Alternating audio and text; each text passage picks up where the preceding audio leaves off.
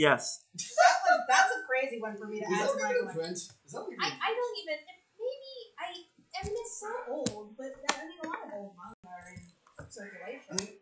Listen, as a person who collects Transformers, who can just walk into a Walmart and then leave with a $70 stupid plastic robot, my pain is a little bit extreme. I mean, Ita's no Kiss is so crazy in that the Korean adaptation of it, Playful Kiss, somehow took a bizarre plot line and made it more bizarre.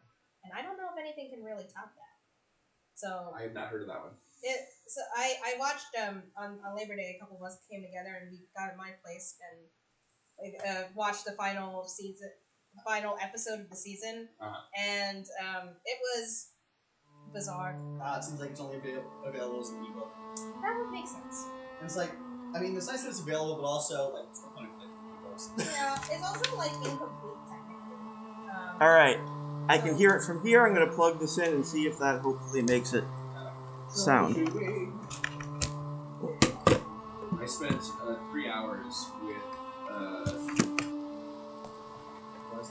Weston and Liz yesterday, working out all the sound cues and everything. Yeah, I heard you went to their house for sound steps. It was fun. I only wanted to do the fight songs. That's all. I didn't want to force them into doing the whole damn thing, but they were raring to go. They were like, let's do it. Probably easy. It'll be easier for me during Q to Q, or not Q to Q, Paper Tech. Yes. I mean, also Q to Q, but Paper Tech first. Next boss is probably for she fights monsters, right? She kills monsters, yes. So at first I was thinking this was for Rocky Horror, and I'm like, where's the fight scenes in Rocky Horror? I'm so excited for Rocky Horror. I mean, I will actually say, Chris, that the murdering meatloaf thing, that is in fact fight choreography. Oh, yes. They do throw each other around quite a bit. That's fair. I mean, nothing compared to the amount of stabbing that will happen in this, but. I will. Do you understand why my first thought with Rocky Horror is not fight choreography? Exactly. Yeah, but I will say one thing you have to keep in mind is that the definition of fight choreography, if you're an actual fight choreographer, is broader than... It's very... That makes sense. Yeah. If you shove each it's other broader than what we usually think of as a Or fight. if you just trip on stage. Yeah, that's fight choreography. Fight call. Yeah. Makes sense. I will say the funniest fight call was always the cabaret fight call. Just watching the two of them try and take up other Josh. So, for context, the guy playing Cliff in Cabaret, he's supposed to get beat the shit out of by a couple guys. The problem is that the guys who were playing them were tiny, and he's a giant man, and it did not look credible at all that these two guys could beat the shit out of him. It's also with our... Okay, so yeah, what the fuck is going on? I did the thing, and I still can't hear it. Let's see. So, with Wix. That's like, it's not my that's projector. definitely working. Yes. It's not my projector. 9 times out of 10, it's not my projector. Yes, it is usually not the projector. Now, in the game, this might sound stupid, you've probably already done it, but is there a audio output thing in the game? Yes, and I did check that. Okay, I figured. Although I will double check it again once I'm on here. It's actually usually not that either in our experience, but yeah. Wait, Josh, do you want to check out my giant D20 that I showed you? Yes. Oh, there we go. I hear it now. Woo! That's progress. The best thing about this is that you have no idea what you did right that time. Exactly. It just worked. So we have not even solved the problem any future time. I actually will say, okay, I have a theory, that you can, in general, understand a lot about people's worldviews and their ideological beliefs by looking at the things that they do on a daily basis. And I think that this applies to tech pros on, a lot of levels. One, Chris, you may remember me mentioning my noticing that the way that cryptocurrencies and NFTs and stuff like the ape conspiracy theory works actually kind of parallel stuff like Groko's Basilisk. Yeah. I do get that it's not exactly the same, but there's similar mechanics of, okay, either everyone benefits or a few people benefit at the expense of everyone else. And, it's kind of a game theory thing, and you sell everyone else out for your own benefit and whatnot. But also, I feel like if you think about just working tech and how much anyone who works tech will tell you, it can feel basically like witchcraft sometimes. Yeah. I feel like the fact that some tech pros are very interested in sort of some weird esoteric occult beliefs kind of makes sense. That does make a lot of sense. And I feel like I'm one step away from that because I have you probably heard me say before, as less as you need electricity back in the podcast. Yeah, but I will say what I think helps keep you grounded is the fact that unlike a lot of tech bros, you're not socially isolated, and you have like not only spaces of community, but spaces where you engage in like activities, like choir, for example, Yeah. that are where you interact with like normal human beings whose lives don't depend generally on a day-to-day basis on hoping the magic box works. Yep. That's so true. Like having a hobby where like you have to interact with other human beings keeps you much younger. Even into old age, like Yeah. it's a lot less likely that you develop like dementia and shit like that as like you're actually around. Yeah, I've heard that. Yes, finding purpose and community and stuff in older age can ward off dementia. Well, I got back to fly the other bit when I was doing those board games. Yeah. Board game nights. Yeah. Oh, that cute little guy. Do you kill those things? No, we don't have. Well, you could, but we don't have. But we don't have to. And obviously, he's cute, so I'd rather not. Little hippos. Yeah. And even like my relationship with anime, like in college, I was in the anime club, so I actually meet people doing that. It's like, yes, there's the rotation for anime that's been served, but Also now these days, like gym bros watch anime. Like everybody watches Everybody. anime. So Yeah. Being a nerd has turned into something. And very honestly, cool. I will say, Chris, my experiences with the anime club at Tech was that everyone was generally very friendly when I interacted with them. Oh yeah, this is one of the people Cassandra wanted to kill, so this can help us win over Cassandra. Oh yeah, this place is called the Empire du Lion, which means like something lion. Empire, Empire, Lion's Empire, something like that. Yeah. Or actually, I think the symbol of Orlais, the country, might be a lion, so it's like the imperial lion, in the same way that we say the American eagle, maybe. So that might be what this means.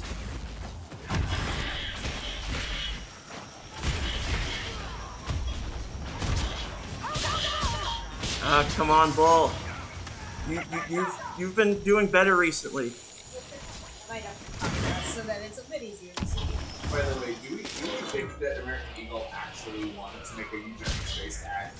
Or was it just kind of like with very... the Sydney Sweeney thing? Yeah, I heard about that. I do feel like that was probably... I don't know. I'm skeptical that that was on purpose. I don't think that means it's not grounds for legitimate criticism, but yeah, I don't think that was on purpose. They basically, there's some American Eagle put out some ad with Sydney Sweeney, who's like a model actress, I guess, who a lot of people think is pretty. Anyway, there was like an ad for their jeans, and like there was a picture of her wearing their blue jeans and stuff, and it said she has good jeans, and so a lot of people were like, that seems like a dog whistle. And yeah, I do think that that's kind of questionable taste, you know, especially when you have like a traditionally, a traditionally attractive kind of blonde, I guess, white woman, you know, doing an ad that has like, oh, she has good jeans. Yeah. Like that's a weird dog whistly thing. I will say, for contrast of what to do better, Cat has a very good jeans ad. Well, they jumped on It's that over. too. You know that they Thank have you for bringing it's us. it's what are they called? Cat's Eye. Cat's Eye. I love that song, by the way. What's it? Gnarly. Love. Oh, I'm going to their concert in Oh, so exciting. November. So I love Gnarly. I haven't heard their other stuff, but I love that song. they're a fun group. I highly recommend them. But apparently that was like way in. They already had it in the pot already. Like Yes. they were working on it, and then they were like, "Ooh, let's pivot because the AE is getting a bunch of crap right now, Yeah. and we can really capitalize on this." Yeah, and, like the whole thing with like Cat's Eye is like they're supposed to be from like a bunch of different Completely international. Yeah, national the backgrounds. one danger is let's not forget. Yes, that's not. Yeah, but let's say friendship. that let's not forget that like the They're Gap is corporations. exploiting. Well, particularly that like company, the Gap in particular, from what I remember from like a John Oliver bit, has like an actually like extensive history of exploiting people in like using like child labor in their factories and like countries in like various third world countries and stuff like that. So like the Gap in particular, it's not just corporations in general, although there is that, but also like the Gap in particular, I know for a fact is very shady and exploitative, in particular of people in like, again, in developing countries. There's a lot of child labor, a lot of people basically working in sweatshop conditions. Well, as It's someone very who will bad. never fit in their clothes, I will never give them my business. Yes, I will say that I'm very glad that our version of She Kills Monsters will not have to involve the Gap. Yeah, right. Yeah. So for reference, Chris, we watched a junior production of She Kills Monsters, and instead they aged. Well, obviously people were aged down. Yeah. But also they had Vera, the school counselor, just be an employee at the Gap. Yeah. So a lot of scenes. A lot of scenes at the Gap. Were just in the middle of the Gap. And it was honestly, there was just a lot of situations where it's like, this is a very strange conversation to be having with an employee at the Gap. Oh yeah, absolutely. I sometimes just think in the middle of the Gap as like Yes. In the middle of the Gap? Because they said that because that was a line in. Oh yeah, hello, here's another statue of the Dalish wolf god Fen'Harel. Why You'll- is it a lion? We're in the lion place. Well, Josh, the answer is because, remember, the elves are an indigenous metaphor, so the people who built the lion statues murdered the people who built the statue. Oh, I What's more amazing see. is that the wolf statue is so cute. Yes. Yeah. Especially given such comments. It feels like they built around it and like, this is that pagan. Let's take it down. Yeah, I sometimes wonder with certain Dalish statues that you see if maybe part of the reason the Chantry haven't taken them down is because they're afraid they might be cursed. You know, like there might be some kind of leftover spell on them, and like if you do touch it, it'll like haunt you or something. Because like I would not surprise me. Honestly, this one especially feels like that because like it seems like it's given such a common position that you almost have to wonder if there's like a story where they would try to take it down and they did get cursed or something like that. Yeah, because like especially because this is again a statue associated with the Dalish trickster chaos god Fen'Harel. That feels like something that would be very up the alley as such a god. Like they tried to like destroy this building or something, and like all the walls came down, but the statue had not a scratch on it or something. Yeah, or like, you know those like old stories, you know, like people who went into Egyptian pyramids and then like they die afterward, and it was probably actually just because of, you know, like chemicals or whatever, but like I feel like this would be similar. Like it's like, okay, people try to like steal stuff from Dalish, steal relics from Dalish, like, or pre-Dalish elven, you know, burial grounds or whatever, and then suddenly the people in their exposition start dying. Except of course the difference is that magic actually does exist. Yeah, in this case it would be more actually literal, yes. I honestly don't remember if we've ever encountered mummies in this game, but honestly, like, I mean, statistically speaking, because corpses can in fact be mummified by accident in some cases, and like spirits can possess dead corpses, there probably somewhere are in Thetis, again, just statistically speaking, some kind of like sentient mummies. So yeah, they'll never make it, but like I kind of want a Bloodborne game that's completely unserious. And like universal monsters. That would be fun. You're just like facing up against Velvet Sea, and it's very silly. Like how a couple of werewolves will show up out of nowhere. You know what? If they ever make that, I would 100% play that as something actually dead cotton. I'll watch it at some point. I don't know. But that would probably be like, okay, no. I honestly just hate the challenge. That would be a theme that would force you to try it. Yeah, that's how they'd hook you in. It's like, you know what I probably get a challenge that I do like this with games, like a little bit of what I was talking about. Hollow Knight? Hollow Knight. Yeah. It's Fallout's more, that's what it is. Also tells where it's inspired by Dark Souls. And I mean, Dark Souls itself is inspired in part by Metroidvania. Yeah. Actually, I was talking with Justin about Metroidvania Souls-like design. Oh, really? Like just recently? Yeah. Actually, hang on. I should text Justin to let him know I'm streaming if he wants to tune in. And then there are games where I think I would never like them, and then I end up loving them forever. And that's like an extra special game to me because like I hate breakable weapons. I hate having to craft things. I hate that. Mm-hmm. But I hate like having to use a bow and arrow with any type of accuracy in a video game. But the Horizon games like completely turned me around. The way they design those games, you're always collecting. You're always running across the things you need. It's so fast and simple to craft arrows, and it's just incredible. The funny thing, I thought you might be going towards Zelda Breath of the Wild with this because that was my first. No, see, I actually don't like that game because of the like breaking weapons, but like it. I don't know. I like them just fine, but I grew up with Ocarina, you know? So I love kind of, I really like, what am I trying to say? Not literal. What's the word in video games that means straightforward? What is my brain word? Huh? Linear, that's the word. I love linear Zelda experiences, personally. Gotcha. I'm all about, like, it's like having a small open world, but not really. I think a lot of some of open world games, like This place gives me a headache. I love the sense of exploration in some games, so it's like, but also I feel like my kind of telling that my favorite Zelda game is the Majora's Mask, which like probably isn't ideal. I love Majora's Mask too. Like, Majora's Mask is great. It's also definitely a less competitive Zelda game in a lot of ways. So true. But see, I'm a huge hypocrite too, because like, you know, I don't like Breath of the Wild, but I love Witcher 3. Because I guess I never had any expectations on Witcher. Yeah, so I actually will say, so it's interesting. I've played Witcher 2. It is much less open. It's good. It's not as good as Witcher 3. It is much less open than Witcher 3, so it's interesting, like, if you had played Witcher 2 before you played Witcher 3, you might have had different expectations, but, like, Witcher 3 was the game that a lot of people jumped in, including kind of me, because I played some of Witcher 2, but couldn't really get into it. Then I played Witcher 3, and then because I was already into it, I went back and I actually finished Witcher 2 that time. It was like, easier for me to get into at that point. I honestly never played any of the other games. I just read the books.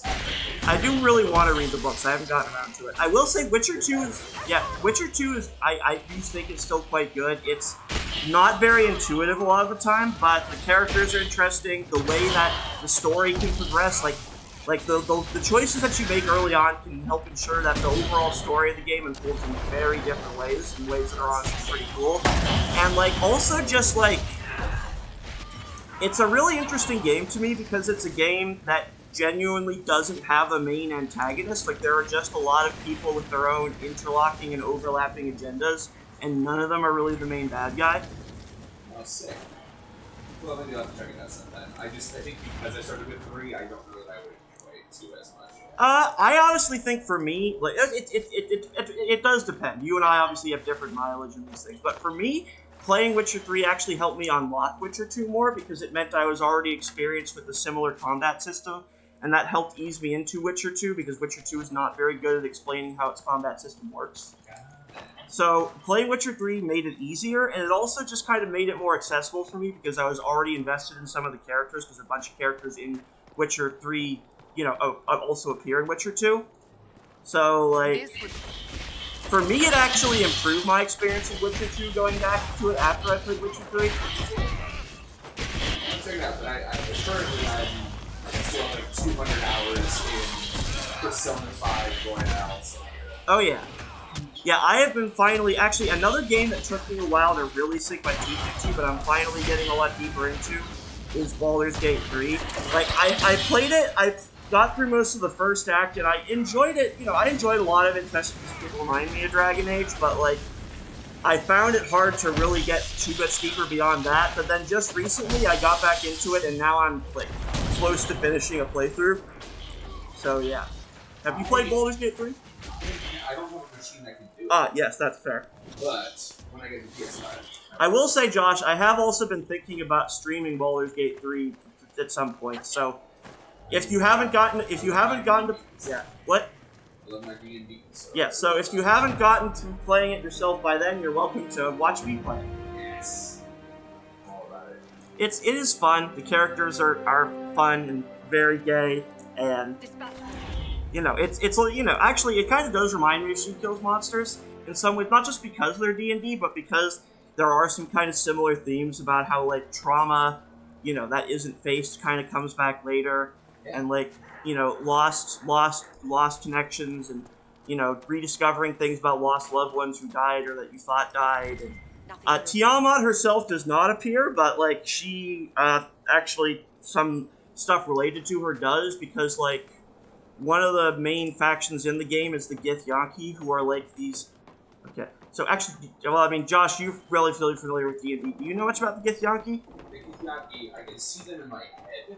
but I've never used them as like a primary source of like. Okay, so from what I remember, the Githyanki were a race who were essentially created by the Mind Flayers as like a slave race, and then rebelled against them and created their own empire. And the thing is, they're dragon riders. In part, I believe this is like the lore, if I remember correctly, is that like they actually made a bargain with Tiamat so that they could basically have red dragons. Interesting. So like Githyanki warriors ride dragons. Yep. Yeah, and one of the main characters in Baldur's Gate 3 is a Githyanki, and like other Githyanki are also an important part of the story. I actually used her card in Magic the Gathering. That's Lae'zel, right? Yep. Yeah. Lae'zel. Yeah, I love Lae'zel. I use Lae'zel in Magic the Gathering. All Nice. the time. Yeah, Lae'zel is great. And yeah, Magic and D&D are both owned by Wizards of the Coast, right? Yes, so it's a pretty cut and dry success for them when it comes to making content. I was gonna say, what about Wizards of the Coast is very relevant to Magic these days. Yeah. Actually, how so? Is there what's I don't research like Well, Spider-Man is coming out next week. Spider's coming out, last weekend. Oh yeah, and a friend did show me Fallout Magic cards, so yeah. Yeah, and it's gotten to a point where like they have something new for you to buy every month and a half, Ah. and I got burnt out. Pretty good at blowing guys. Oh, here, Dorian Ironbolt conversation. Significantly more impressive than hitting them with a sharp piece of metal. Hey, whoa, let's not get crazy. Okay, that one was short, but there will be more, I promise. I feel like I have my Magic taste for this. Like, I'm just like, I kind of like. Oh, actually, here, flavor text about the wolf carving. The area around Sarnia has always displayed a blend of the old and new, Elven and Orlesian. I take pride in this. Empre du Lion is part of the Dales, and our history is nothing to be ashamed of. Others have not held such an enlightened view, and Elven relics once scattered about the region have been destroyed or stolen. Some of the few remaining are statues of wolves, one along Alphonse Passage, another in a ruin near the Elsblood River. Dalish stat clans passing through often honor these statues with offerings of flowers. I see no harm in it. Signed, Mayor of Sarnia. Give it major Yes. vibes. Okay, so yeah, basically it's the mayor is a lover of art. yes, and a somewhat relatively progressive individual in terms of more Letting indigenous somebody come friendly. by and do their thing, Yeah. Yeah. But also, like, I will say that we do run into these wolf statues elsewhere. I will say that I am also very willing to believe that another factor is people genuinely being afraid to move these things. Oh yeah, for sure. Because, like, let's be real, they all look very creepy, and again, if you know any of the lore, you know that they have connections to a deity in Dalish mythology with a very sinister reputation, and yeah. You should do a Nuzlocke sometime. Nuzlocke of Dragon Can you Meat? do that? Oh, of like a Pokemon Nuzlocke? Yeah, that's where like you basically the first 6 Pokemon you encounter you have to use, right? No. Not the first 6. So every time you get into a new route, you get the first thing as long as it's not a double. Oh, okay. You can get the first thing you catch, and if it dies for real. You have to let it go.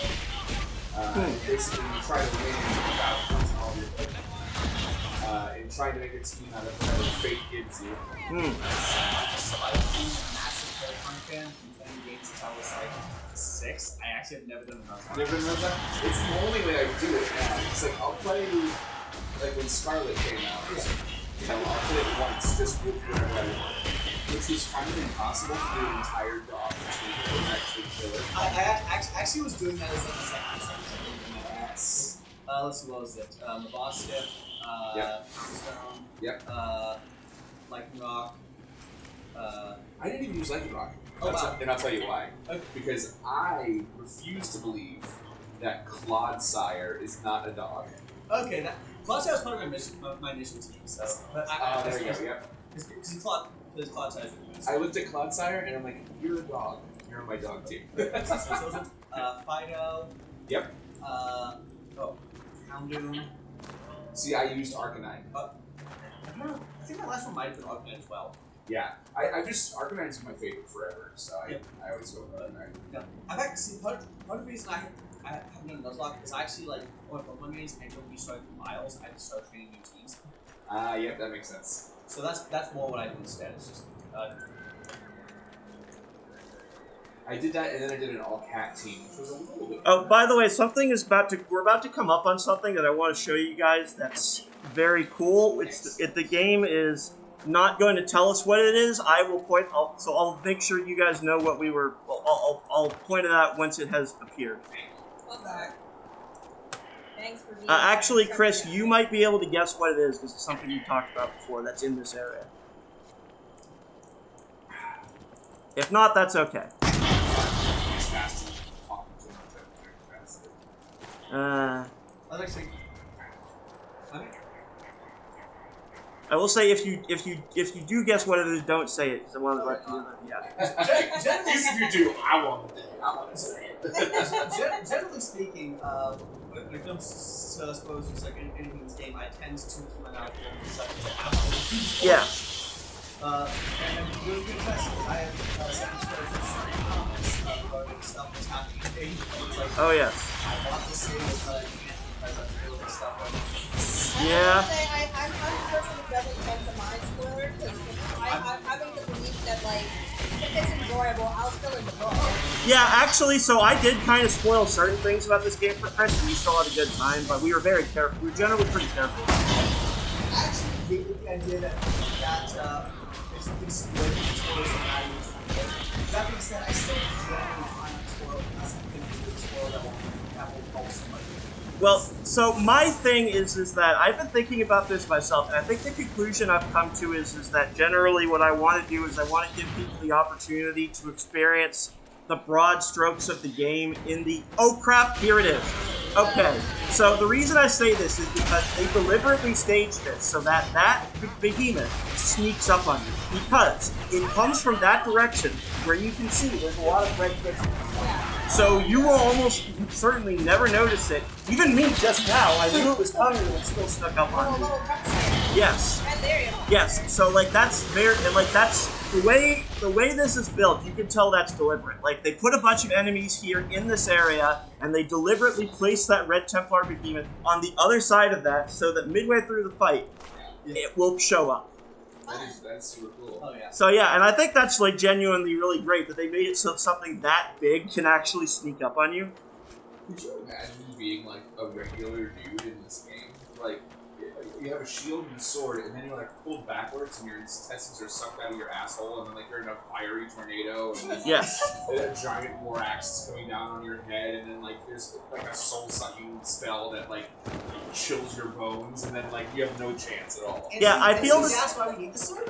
Yeah, I feel yes. I'm sorry. I feel the same way about Baldur's Gate, I will say. That also is just like, there's just so many weird things hanging around. Or Fallout is also similar, although I guess the thing is, in Fallout, all the people there already know, hey, we live in a post-apocalyptic world, shit being weird is what we should expect. Yes. Yeah. So in Fallout, I think everyone's just genuinely used to the weird, because they understand shit being weird is... If I could be this dude right here, if you just go halfway across the fucking board, you can knock an arrow, like, is it an earthquake? Yeah. It's like, oh, I feel bad for the guy behind you. I mean, you know, these guys are essentially fantasy fascists, so don't feel too bad. Okay. Yeah, like, Corypheus kind of is like, let's Charlie Kirk get done that way, I'd probably feel like... Yeah, it's like, because, like, Corypheus basically is, let's make Tevinter great again, you know? Like, these guys are, yeah. I mean, he is, isn't it? Yeah. I just gotta imagine little red hats on you. Yeah. Well, I mean, some of them even do wear little red hats. See, it's easier. Like, just like the bunny ears one that I keep making fun of. Oh yeah. I think I told you the other day when we meeting up. I was like, I originally had my had a red hat on, and I was like, let's change this to something else because I'm not sure I want to wear a red hat. Ruining red hats for everybody. Yeah, forever. Because no one can ever wear a red hat anymore. It's like red hats do legitimately look good. I was gonna say sometimes. It's just that you see a red hat and your immediate association is power. Yeah. Well, I mean, it is kind of like how, before the Nazis, the swastika was just like a symbol that was used in a lot of like Eastern religions, and then... Yeah. And then they tilted it a couple degrees, and then they were like, this is ours now. And in a small one, no one can wear like armbands anymore. Like, Yeah. If you're wearing an armband, I'm like, what the fuck are you about? Yeah, armbands, armbands, I'm with you. They do just give me the heebie-jeebies. Yeah. We're winning so many things. Actually, with the Watchable Humanity, there was that, well, it counts as a expert the anime basically, but one of the things is so for its US release, it got essentially the Helen Mash so that way you can I will say, I do understand that Japan is a country with a strong Buddhist lineage, and thus they probably do have a history of the swastika as an innocuous symbol, but at the same time, I also feel like if you are in a country that was literally an ally of the Nazis, you probably should avoid using that symbol. Yeah, and like, it's like there's something about it, it's like, it's like 2018.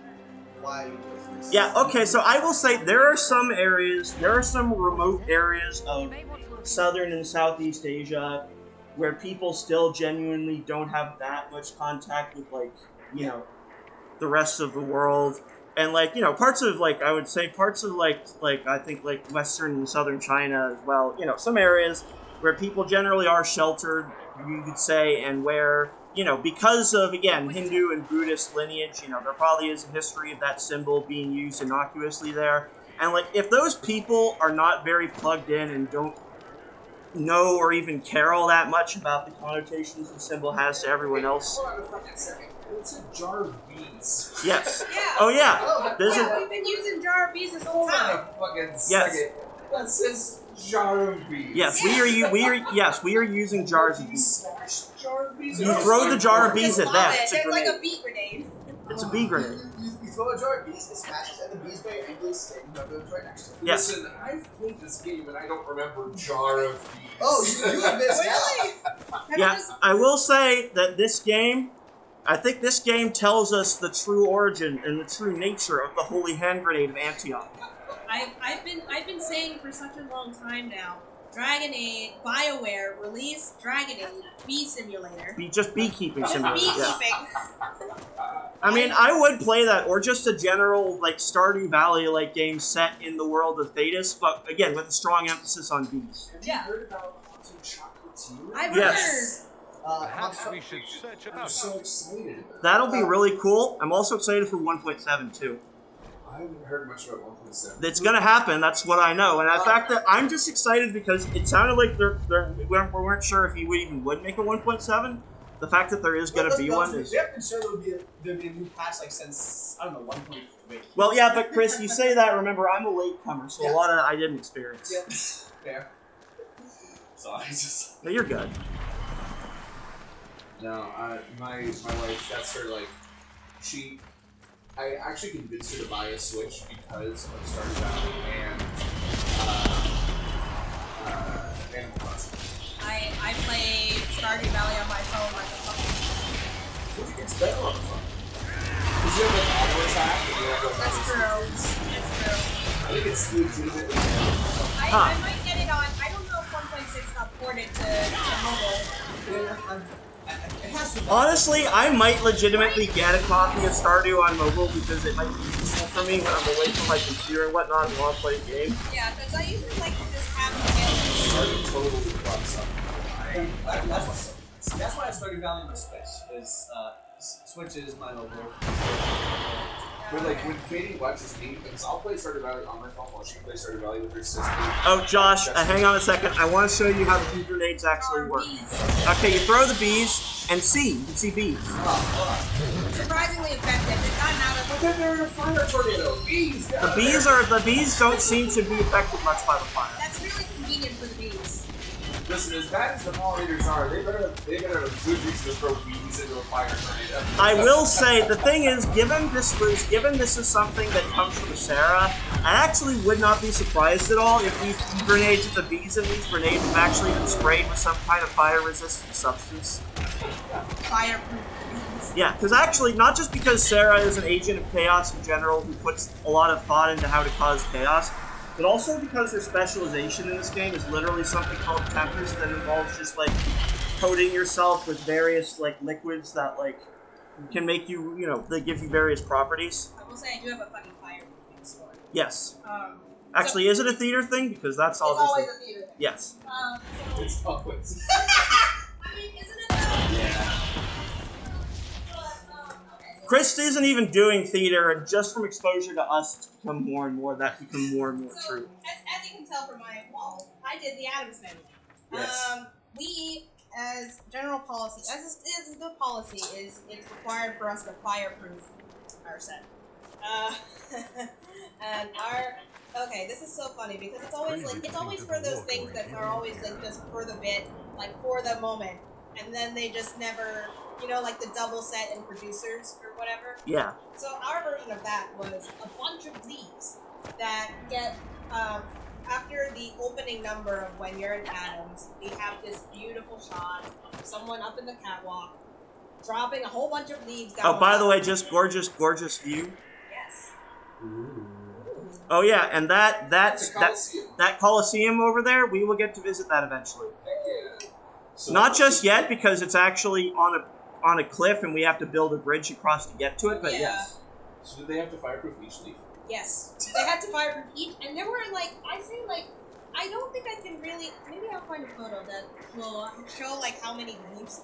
Okay, I have a question. Is it your perpetual destiny to have to do elaborate leaf crafting in every show you work on? Because between that and producers, this keeps happening to you. Yeah. Me and Jordan just Yes. painstakingly making those friggin' cash flowers for literal days. We were back there. This is during Tech Week, so 6:30 to I think 12 for producers because we were allowed to go past to midnight for producers, and it's just us in the back, just shoehorned off by ourselves while everyone else is doing Q2Q, just making these friggin' leaves. Also, by the way, I realized when I came here that I kind of rushed off in one direction because of Sandra's quest, and because of that, I actually kind of skipped talking to the person who explains why all these things are here, like why there are so many Red Templars and Red Lyrium and stuff. So I'm going to go talk to her just so that Josh and Mai, you know, Chris may or may not remember, but just for Josh and Mai at least, you have some context about what the fuck we're doing here. Hey, context is needed. I'll join context. Games is better than having context. Oh, actually here. How has the Inquisition managed to gain ground 7 to begin with? That's the one we just fought. That's the one we just fought, so yeah. So yeah, that's also how I know that was very deliberately staged. So, I have this idea that I've had. More red I did lyrium. from a picture I drew Well, when younger. Try not to touch I want it. to turn it into an animated show at some point. Mhm. But it's about a bee witch who's just a cute little bee witch, or like a witch who tends to bees. Wait, so she bewitches people? So she bewitches the bees. Ah. But the thing is, they're all carpenter bees, and they're all like the size of sheep. And so they're very bumbly and very large and very cute. And basically, the whole story revolves around climate change, where like the bees are dying off, and when she's in trouble, the bees do what bees do, which is that they surround the enemy and like buzz so fucking hard that they literally burn out and like kill the thing. Do you know that bees do that? I did You not. ever do that? I mean, I didn't. The bees will literally, like, if somebody gets into the hive, they will literally surround, just like on this grasshopper or whatever, you just like stand on it and fucking shake their fucking bodies so hard that they literally create a sunspot inside of the hive That's and crazy. burn the fuck out the thing that they're standing. No, they die Okay. too. I mean, That's nature's crazy. metal. It's super metal. Oh, I will say, interesting thing here. The village of Sarnia know little about the ruined highway standing above their home. Children play below its arches, oblivious to the danger the crumbling structure poses. Judging from its age and the statues adorning its pillars, I would conjecture that it dates from the golden age of the Tevinter period. It's an imposing sight. one I am glad to have seen. The reason I point this out is it's not just interesting, but this is also definitely something. It's a reflection of real life. Like in some parts of Europe, like obviously Tevinter is Rome, right? Yeah. And like in some parts of Europe, like there are still like remnants of like Roman roads and aqueducts and stuff, including ones that are built like pretty high. Oh wow. No, that is very, very Roman. Yes. Quite Roman. All those Yeah, literally, because they do talk about how the Tevinters built giant highways across the continent. And obviously, that's an homage to Rome. Yeah.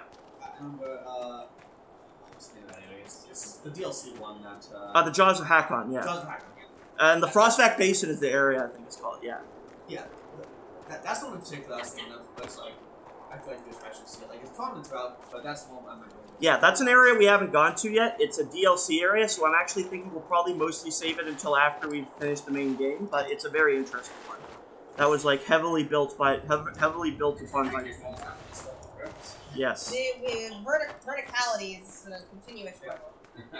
No, it's like, Yeah, I will say, I honestly, playing Baldur's Gate 3, I wish that the game, Baldur's Gate actually does have, like, a jump function that's actually, like you can do it as, like, a dedicated move that'll actually carry you pretty far, and I do find myself wishing this game had that, so I'm not just kind of having to cheese jumping, especially because the way it works, you'll choose a landing spot, and the game will in fact tell you if that landing spot is too high or far away for you to reach, so it takes a lot of the ambiguity out of it. But listen, is it really an RPG if you can't fucking Skyrim jump your way up a mountain? That is true. I mean, this game came out just a couple of years after Skyrim, and you can tell that BioWare is trying to do kind of their answer to Skyrim. I don't know, I'll be honest, I kind of, playing Veilguard, I kind of like that, you can just, that the jump is so much more straightforward there. Yeah, I do honestly appreciate that. Yeah, there are. Granted, Veilguard's a lot more linear. So Yeah, well, I will say that that is one of the genuine strengths of Veilguard's linearity. yeah. Like, there's less of an issue of like, oh, I'm trying to like figure out a good way up this. Like, nope, it's very apparent which way you can go, which way you can't. Even in some more open areas, you can still be like, okay, I can make this jump, or I can't. It makes it a lot less frustrating when you're trying to see, like, can I make it up this way? No? Okay, now.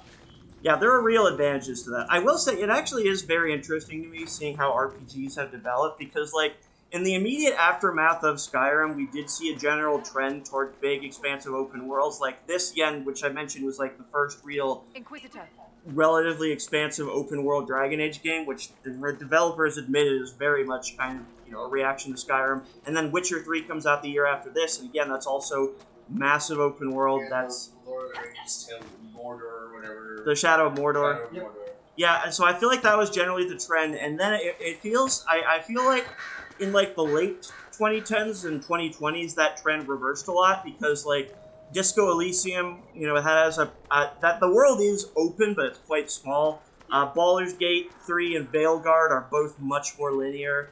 I think that there's been kind of a sort of almost a retreat back toward linearity in ways that are good and bad. I think. Well, I think the main culprit of that is the fucking Assassin's Creed games. Like, they kept getting bigger and bigger and bigger and more No longer a champion. No, I think No you're longer right. so. Just the general Ubisoft sandbox that was like just constantly getting bigger without actually having content. Oh, I will say I definitely actually wanna climb like 50 towers for nothing. Great Ubisoft. I'm glad I ticked off that box. I think that's part of it. I also think another part of it is the fact that in 2016, BioWare put out a new Mass Effect game that was intended to be a lot more open world, and it was bad. Yeah, and it was not very good and not well received. Honestly, the facial animations alone fucked me up. I was like, man, Mass Effect 2 had better faces than what you're showing me right now. Yeah. I remember I heard the story at the time. Wasn't like something like it was the first time working with a new engine and just hadn't. I think that was a big part of it. Oh, by the way, I will say context. So the thing about the thing about BioWare games is that BioWare actually puts out like a lot of comics and books and stuff set in their universes. The thing about them is they're actually canon, and sometimes a character who appears in the books first will actually transition into the games. Oh, love that. So with Cole actually first appeared in a book first before Inquisition, and you'll occasionally hear him allude to things like that. This guy we're talking to here is going to seem really weird because he's just a strange guy who the game keeps acting like is important. Yeah. And that's because I will say I think sometimes BioWare does overestimate a little bit how willing their fans are to read their books, because this is a guy who is an important character in a book. But yeah, he's this knight. I think he's named Michelle, and yeah. I guess we'll Michel humor de this Chavannes. person. I know your story. Ah, see. You were disgraced and banished from court for treachery. I remember, like, when I played It this, is I the same genuinely way. did not remember this guy, so like, this What does it whole, matter? area. It's like, Despite what the all, fuck is this? I have a strong arm, a Honestly, stout not even that. heart, I'm like, and I it's like, still okay, serve Ole. like, it's just kind of lost off my Are brain. you Yeah. here to guard the people? As much as I can, although this was not my original intention. I think it's I also hate because demon. he is completely This one calls itself like, Inquisition, and has settled unremarkable as a in character design. up in the hills. Yeah, I will say I have not read. I actually do have a couple of the books, but this one I don't own and haven't read. I will say from what I've heard, people who've read the books, they say that in the book he is honestly a very interesting character. But yeah. All I need I believe is it. one chance. Very much. Sorry, I'm drinking a lot, and this is very hard. And apparently he's talking about hunting a demon. I think that is a carrying. We actually will fight that demon. I think it's carrying forward from the books. More cunning than anything I have encountered. My later on, can you watch more Winx Club? Yeah, if you want. Hell yeah. I got I dropped. want to see your favorite episodes. Why he is here. Okay, there's some crazy episodes that I will Hell show you. yeah. I don't even want context, I just want to be Cooperation like, of the Red Oh, yeah. Templars, or vice versa. Do you want? What do you want? What's the Saladin key? Red Templars, so far as I Oh, can do you tell. want these neutrals? Suladin is an elven They're very fortress tasty. left to crumble. What do you? The They're very locals always tasty. I'm avoided gonna it, bring it to you. believing Yeah, it the there's haunt many of flavors. ancient They're elven very spirits. nice. Meanwhile, while this Let's book dude is talking about demons, I will. Well, I lost it, but I will show you I'm the. alcohol says. Huh? Sorry? Checking out alcohol is. I think it says I was like, is it on the bottle? 4.5% Okay. alcohol. Yeah, I'm on number 3 and I'm just starting You to know feel where the it. demon I mean, is. I just very much remember my lightweight I am and but just one I man. don't like to push myself. So So the Wow. keep is No, guarded you're by not. Red Templars. While I would have Yeah, I think that's good and healthy. I would not give it in vain. You Let's could serve the use. Inquisition.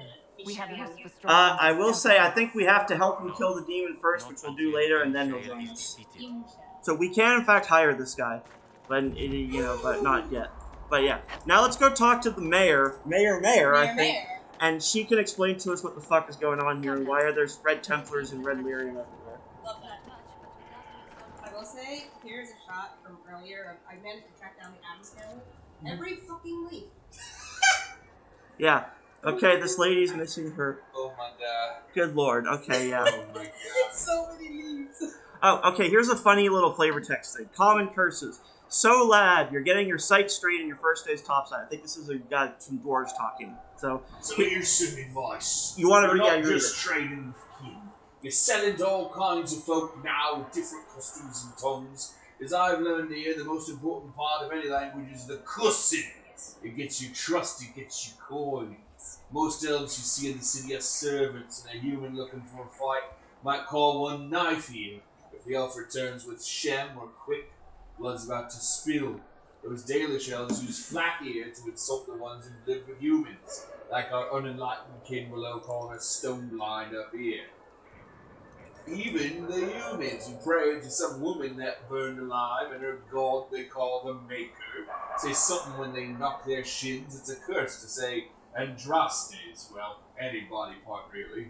Maker's breath might get you in with a swaggering fool, but the lady priest won't be pleased. Chantry folk also don't like mages. If you heard a mage called a spellbind out anything flammable, then there are all those beautiful words that just mean sod it. When that loose cobblestone flips and the ankle cracks, an elf will cry, Fendis, while a human might say, damn it. A canary will mumble, Vashtan. I've even heard a couple Tevintirs yell, Kafar. If any of these get aimed at you, hopefully all that gets killed is a sailor. Note from Hardo, a surface merchant dwarf to an apprentice adjusting to life outside, or Rosamond. Okay, I will say there isn't actually a point where you hear, I think at least one point where you hear Dorian say Vishanta Kapas, and then he explains that means you shit on my tongue. So I'm pretty sure from context, Kafar, which is spelled exactly like Kapas, but just R-S, I'm pretty sure that means shit. Yes. But yeah, and Vishanta Kafas means you shit on my tongue.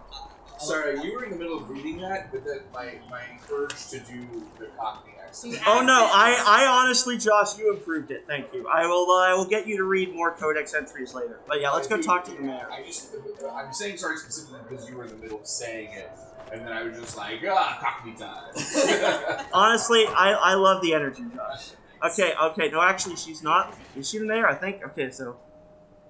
There's nothing on your fucking shelf. What are you looking at? Trying to do what?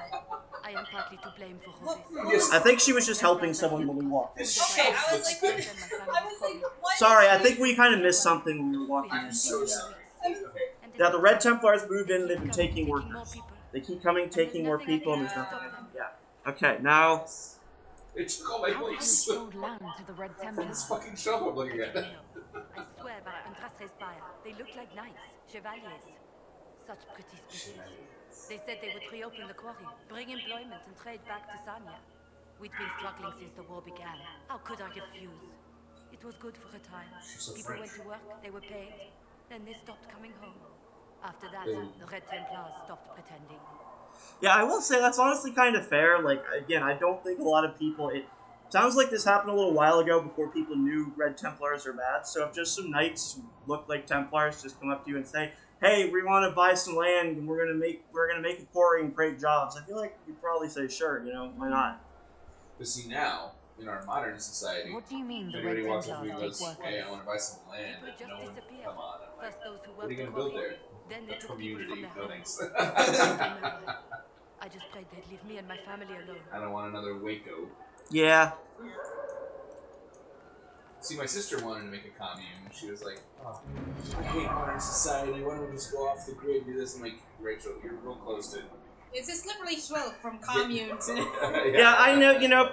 I will say, my understanding is that there are like intentional communities out there that genuinely aren't cults, but it can become one for sure. I will say, Josh, do you want to read this as well? Okay, let's see. Mistress Pauline's records. Anselm says the Duchess of Sabrine's household has cancelled their order. The Duchess has decided instead to donate the gold set aside for her new fountain to the Empress's war effort. And Anselm won't send a boat to take the merchandise I prepared for him. He says if he can't sell it, it just takes up space in his warehouse. Maybe another trader will take it off my hands. Some of the finest quality we've pulled in recent years. No new orders. Can't get rid of the blocksman for the Duchess. No one wants what we offer, not while the war rages. I've had to close the quarry. Can't pay the workers, so they'll leave for the cities. Sarnia will die. Yeah, so that's kind of context about like how desperate they were, and that's why when someone said, "Okay, hey, we'll open up the quarry and hire workers," they were like, "Sure." Yeah, please. Yes.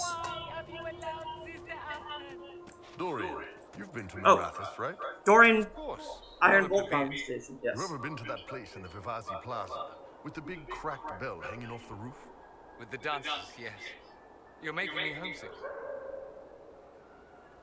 Okay, so I think the fact that we didn't have conversations together for a while, the game is just kind of making up for that now by giving us multiple in a row. At this point, there is randomness to it, but at this point, we are in fact probably not very far from getting the relevant conversation.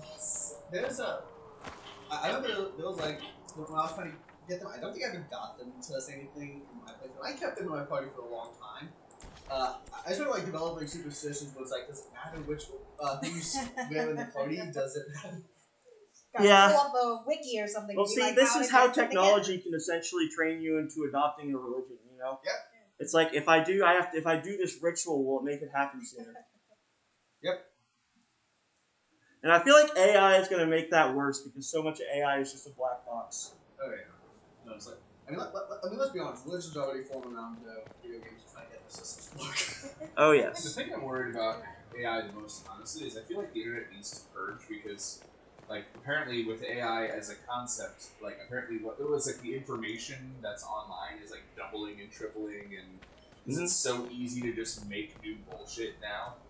Yeah. That like everyone's like, our servers cannot handle AI as a concept. Oh yeah, Sorry. we created. Oh yeah, we allotted some resources to make like an actual hospital, and here it is. Legendary skill in So stamina. actually, something with regards I'd to like to study one. as was reminding me of the wiki for a board game like they actually had to quote I understand you've been shut looking off into the access for like spells less of than the a month Mut. because Only a certain kind of Oh yeah, hang person on here. is So now that we necromancer. become a My necromancer, uncle some found people will it have feelings about it. fascinating. Cassandra's uncle, yeah. Let's see.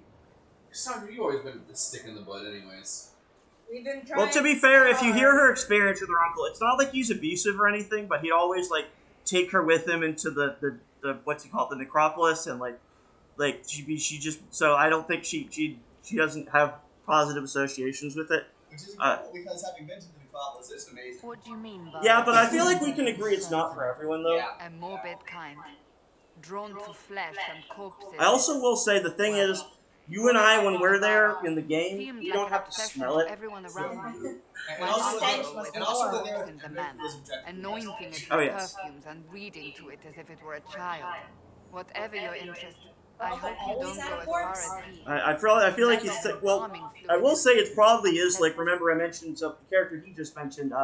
What's his name? Emmerich. He has like a pet skeleton named Manfred, so it's probably similar situations. Like he's got like corpse friends who hang out with him I often. was like, what type of corpse? My sister trained I have to be a some more mortician for questions. quite a while. Why am I not And surprised? she was like, Let's see if she's warmed up enough to tell us about I this. was like, no.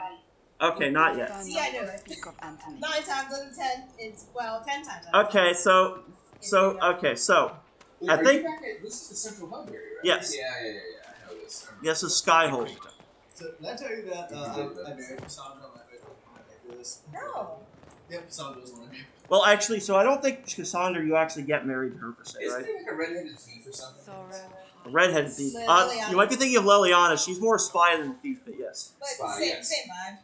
That was definitely the one I married first. She's not romanceable in this game. Then I'm wrong. Maybe I just wanted to. but I got Okay, hang on. mad. Okay, so there's a blonde thief who is a lesbian, and you said you usually play female characters, I right? always so, it put could have been, Sarah. so it could have been Sarah, yes. Oh, that was probably it. I will Yeah, say she's blonde, but yeah. deeply devastated that in the end. Are on their way.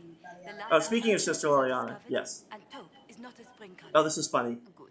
Tell her we've prepared the best stateroom. The inheritors will be contacted, and yes, it absolutely is. Liliana and Josephine arguing about whether taupe is a spring color. Oh, okay. I was like, what absolutely is? Yeah, she was saying that the spring color Gotcha. thing. Yes, they're both fashion girlies. I've heard you're training in the art of necromancy.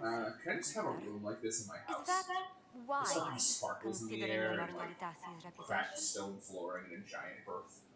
Or what do you think we should say? Is that I'll let you handle that. Feels like it could be funny. I'm sure my chief diplomat can sweep a few new spells under the rug. I am quite serious.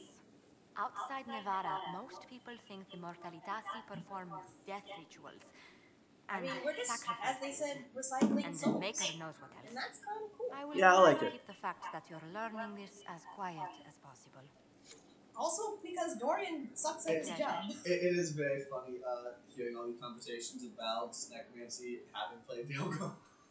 Oh, I do want to ask her about this because this Why is was interesting. And Liliana yes, so set against us being together, Why is Josephine? your best girl Think hate nothing of us? there is one theory. There definitely is a common theory that Liliana also has feelings for Back in Josephine. Valroyo, Yeah. Eliana was I mean, we could be a practically my older sister. I would love that, yeah. Actually, you can ask her about it. And I will say, pay attention to her answer because she will deny it, but in a way that makes me very suspicious. Okay. So you two never had a romantic history together? A romantic.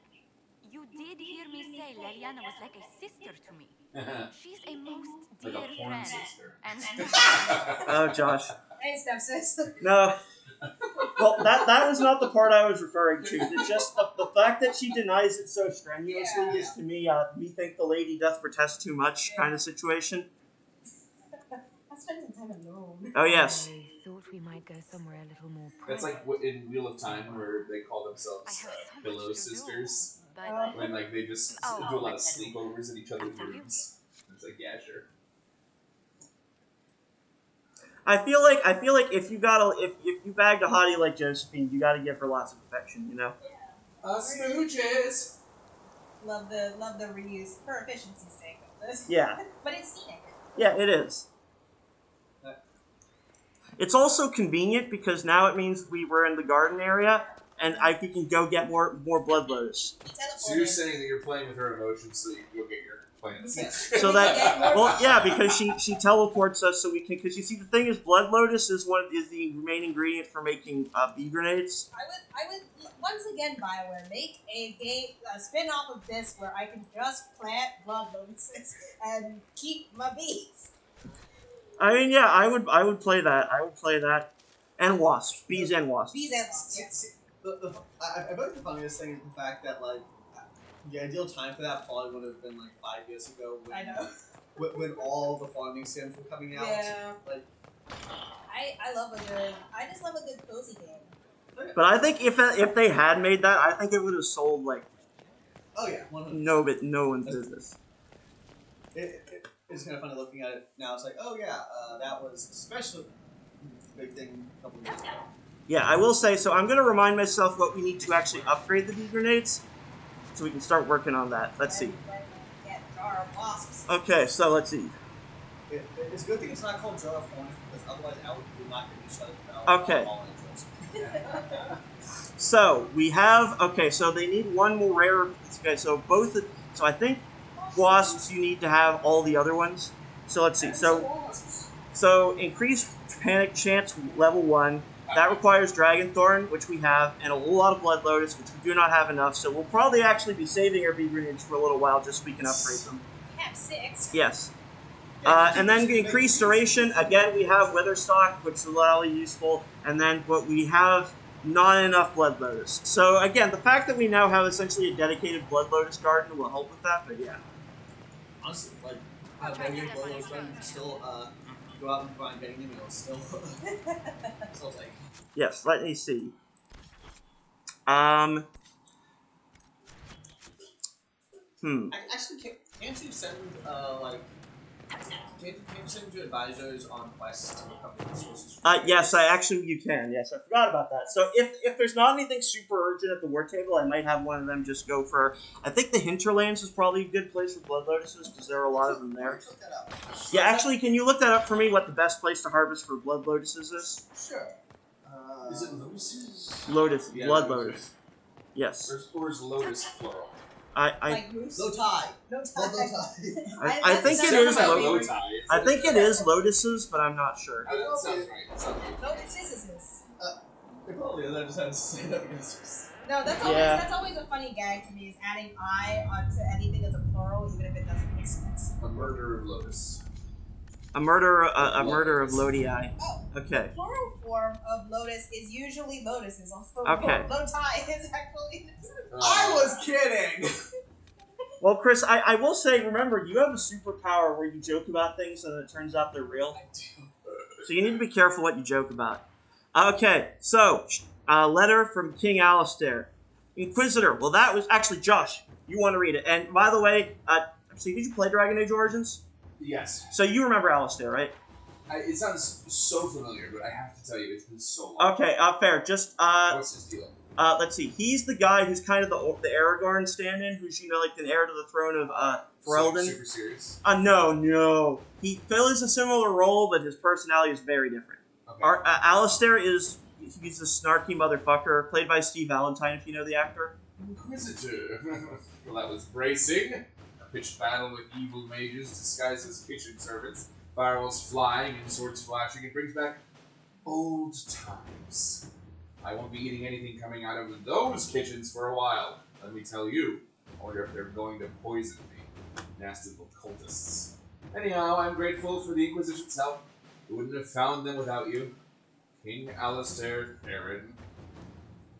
It's been so long. I didn't play that game yet. Oh yeah, it's a great game. That is also what I've been thinking about streaming with this posse one day. I remember being a dwarf, and wait, what game is it where you're a dwarf and you kill 10,000 spiders with mines? That probably is. Well, I mean, you can play as a dwarf in Inquisition and Origins, but not 2, so it definitely wouldn't be that one. Is Origins the one where you can technically be there's start points in each? Yeah, you will whatever character you pick, they will give you a sort of custom starting area and origin story. Yes. Yeah. So and yes, if you do go down the deep roads, you can kill a ridiculous amount of spiders. Based on what I've heard about the deep roads, that sounds like. Yes, and you do spend a lot of time in the deep roads. in Dragon Age Origins, as our friend Claire will complain about to no end. It's very funny that genuinely the Deep Roads DLC quest in this game is one of my favorites. So I'm like, yeah, I love the Deep Roads, and then people who play Origins look at me like, no, the Deep Roads suck. I will say, there are a lot of things about the Deep Roads and Origins that I appreciate. They're definitely very atmospheric. Pants flying. But the difficulty curve there is honestly nuts. Like, I don't know why, but every time I played it, like, oh, what's going on? Oh, it's just me. Every time I played it, like, it just, the difficulty feels like it goes up so much in the Deep Roads. Like, do you need one of them drinks? Yeah, do I you don't have care what kind. Okay. Yep. I'm just drinking them to drink. By the way, Thank you. if you ever have the best place to send together resources is sending Liliana to the Fallow Mire. Liliana to the Fallow Mire. Okay. Yeah, you can get 6 blood loads in 15 minutes. Okay, that sounds advantageous. Actually, Josh, you want to read this one? Okay, who's it from? It's a lady who's writing to Josephine because I think we sent her to ask about an amulet for Cole to stop him from being potentially bad. potentially controlled by blood mages or whatever. Yeah, potentially losing control. Is it Montelier? Montelier, yeah. Taciturn Montelier! It is rare to hear those in Orlais. What? Orlais? Orlais, yeah. Orlais treats spirits as anything other than beasts to kill. And rarer still for anyone they care enough for one to help them.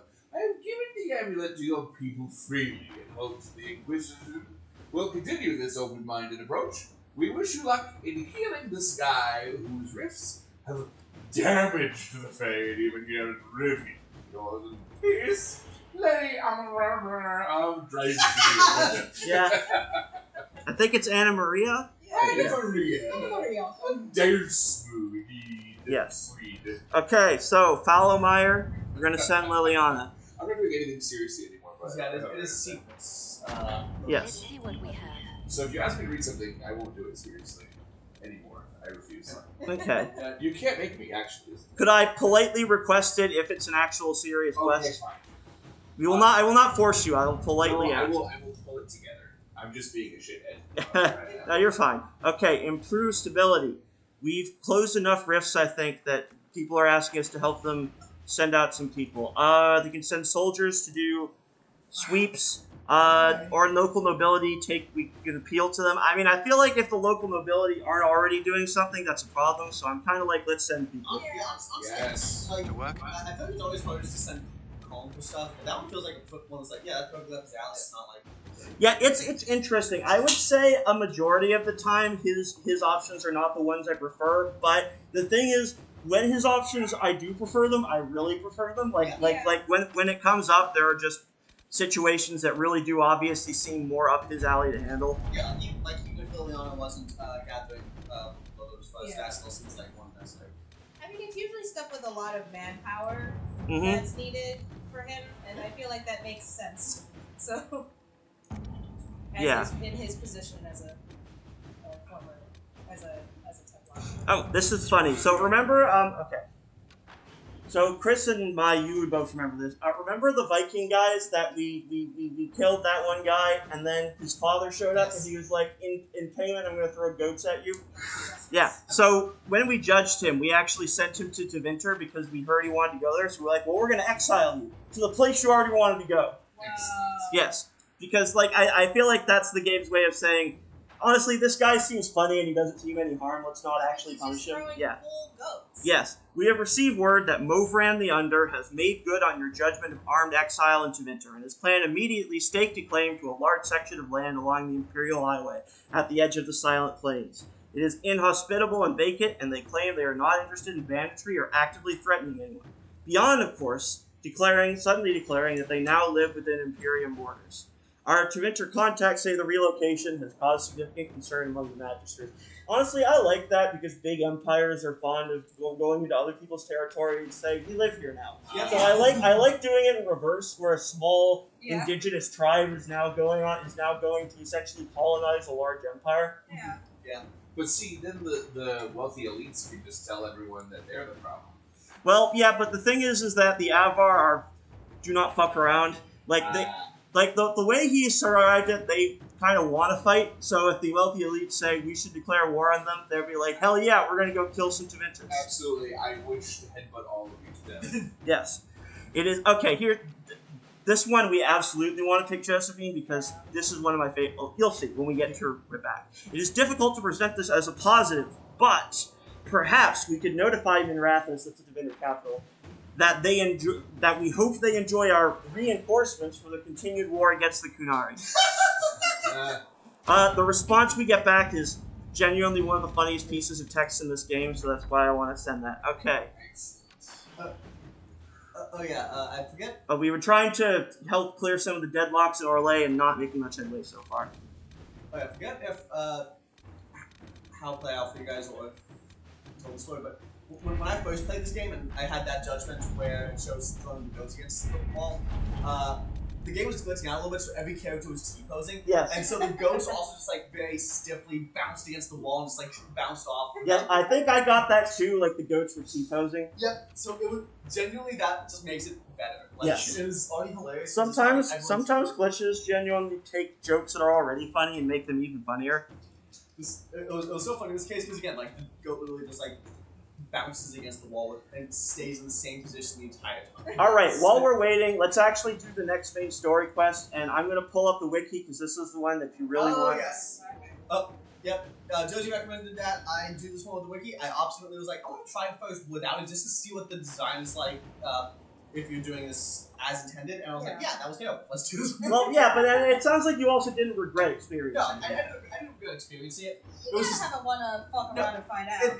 It's a case of, as somebody who does find game design interesting, I was like, I want to see what it's like playing it as intended without looking up stuff. Oh, yeah. And I was like, yeah, okay, no, I got an ending. You know, the only game that I do not judge that at all using the wiki at all. It's like, please, absolutely do your thing. One that I don't understand though is people who do that for like Persona games, because like they're like, it's this day of the month, so you'll only get 3 pips of charm if you eat a burger this day, but if you talk to this girl who's like down this alleyway, you'll get 4 pips in like your prestige. And I'm like, why are you min-maxing relationships? Like, Persona is all about like just talking to who you want to talk to, creating strong friendships, and having strong Pokemon as demons to go along with it. Like, why are you min-maxing what you can perform in this game? Like, just live your life. Oh, by the way, Josh, you were asking what Orlais is. That's basically France. It's their version of France. Orlais! Yes. Okay. The funniest one with regards to wikis is the fact that by this point the Stardew Valley wiki might as well just be part of the game for how much every single player taps in the wiki. Yeah. Sometimes you just manage to like screw yourself over. Yeah, okay. And actually, Josh, you want to read this? Yes. Wicked eyes and wicked hearts. An assassin is stalking the Empress. Celine's death would plunge Orlais into chaos, leaving it an easy target for Corypheus at the Winter Palace of Halam Sharal. Celine is holding peace talks with her rebellious cousin, Grand Duke Gaspard. What a good name. Under the guise of a grand ball, every noble in the Empire will attend, making it the perfect place and time for Corypheus' assassin to strike. We can arrange an invitation to attend to keep him from destroying Orlais if we hurry. Are we going to a party? Yes. Although, actually, I think I do want to do one thing first before we go to the... Yes. I immediately... Yes. I'm especially good at expectorating. I will say, when you meet the character, that's honestly not an invalid comparison. I was like, was that on purpose? Maybe. He is kind of a meathead in some ways. Okay, Cassandra approves. Okay, first I'm going to do one check to see if Cassandra is willing to... I'm going to do... Place your bets. 500 to 1 for Cassandra approving now. Right here. Yes. Never approved. Like us. Cassandra just judges from her corner. Hey, Cassandra, get out of your corner. Oh, hang on. Wait, Here it is. Yes. Okay, you want... What? Shush. You want to hear this. Cassandra, reading a book. Good book. Ass. I don't know what you're talking about. I say, Yeah. let's do it. This is an amazing Yes, cutscene. because I suddenly went blind. Oh, that. Just reports from Commander Cullen. You're an excellent liar. It's of no interest to you, I'm certain. It's a book. I can see that. It's one of Varric's tales. Swords and Shields, the latest chapter. So you read them all? Read them all. The latest chapter meaning you've read them all? Not since this all began. We've been busy. That's just her favorite. Nobody asked you to winter. I couldn't finish the last one you lent me. I actually feel dumber for having tried. It's literature. Smutty literature. Whatever you do, don't tell Varric. Hell yeah. I should read it. Maybe I should read that book. Yay! You? Slightly No. Why not me? You're the Inquisitor. Oh, I see. They're terrible. And magnificent. And this one ends in a cliffhanger. I know Varric is working Is on this your the phone? next. He must. Oh yeah. You could ask him to finish it. Command him to. She's gonna mercy Pretend this you guy. Or don't what's know it? this about me. What's the movie? So this feels like if George R. R. Martin sort of when somebody in the and like the general's like, your next order is to finish next Game of Thrones book. Yes, I will say, a while back, I'm sad Liz couldn't be here tonight, but like a while back when she was saying, we were talking about cosplaying, and she was saying that if she was going to cosplay as any game, she'd be Cassandra, and I said, you and Cassandra actually have a lot in common for reasons you don't know yet, and you may already, because as you now know, Cassandra happens to be a connoisseur of romance and smut novels. Yeah, that's defo Liz at. Yes. Okay, so yeah, she said that she kind of suggested, although she also kind of didn't want us to talk to Varric, but we're going to do that, yes. For you, Out there. inquisitorialness. Yeah. Cassandra is waiting for the next issue of Swords and Shields. I must have heard that wrong. It sounded like you just said that Cassandra read my books. I did say that. I did say that. That's exactly what I just said. Maybe I'm just going crazy. Did you say the romance serial? Oh, she'll be waiting for a while then. I haven't Wow, finished it and blueberry. wasn't planning to. That book is easily the worst I've ever written. The last issue barely sold enough to pay for the ink. Cassandra seems to like it. Well, Cassandra seems to be hooked on it. And I honestly thought a hole in the sky was the way to happen. So, I love that Cassandra want me to reads romance finish novels. writing And specifically Varric's romance novels. serial for Cassandra. Also, I have I have to do it. On one condition. I get to be there when you get it. Yes. You've got a deal. I'll get to work then. Is it, You know, the fact that the book is Sorry, I just don't wanna- makes it more worthwhile somehow. see, it's not just that Cassandra likes romance novels. It's that Cassandra apparently likes, let's say, bad romance novels to an extent. Smutty, trashy romance Smutty, novels. trashy. And also Like- particular smutty, trashy romance novels by a guy who she generally does not get along with at all. Yep. Remember, she was just threatening to strangle shortly ago? Yep. Yeah, I will say this whole quest to me just has the energy of that SpongeBob episode where like Squidward is trying to pretend he doesn't like Krabby Patties. Yeah. And like the Inquisitor, like I feel like you could see that she basically has the look on her face that SpongeBob gets. And he's like, "You like Krabby Patties, don't you, Squidward?" Yep. Yes. But actually, this is the vibe of like Cassandra liking those sort of dollar store romance novels that you see where it's just like you know exactly what I'm talking Yeah, about. I do. Although we actually have much better examples. Like this is the equivalent of what's a trashy romance novel that you've read recently? I know that you have. Itazura no Kiss. Yeah. Honestly, it kind of is like finding out Cassandra likes that. Yes. I was gonna say we've been watching one this whole time. Or any of the various weird trashy romance novels that Liz will recommend. Yeah. And I don't mean that to be mean. I mean she calls them trashy. Sure. And like, I kind of get the impression that Sam, you probably call it trashy too, but also like in the Well, she said that. Remember, she said they're terrible and wonderful. Yeah. Right? So she did say that. Yeah, true. Yo. Respect to Sandra. Here we go. We finished that fast? Yeah. That was What have you I like to. done now? We're gonna have to pretend some time I passed get it, between these Seeker. scenes for this to make You're sense. still But yes. sore after our spat. I'm not a child, Varric. Do not suggest I'm without reason. A peace offering. The next chapter of Swords and Shields. I hear you're a fan. Oh What my is god. that cover? I'll explain. There is This an is explanation, your doing. but yeah, Yes. How do you like it? None other. either of those are funny. Well, Honestly. do the first one. Okay. I was hoping you'd be happy about it. Well, if you're not interested, you're not interested. Still needs editing anyhow. Wait! You're probably wondering what happens to the Knight Captain after the last chapter. Nothing should happen to her. She was falsely accused. Well, it turns out the guardsman... Don't tell me! This is the part where you thank the Inquisitor. I don't normally give sneak peeks, after all.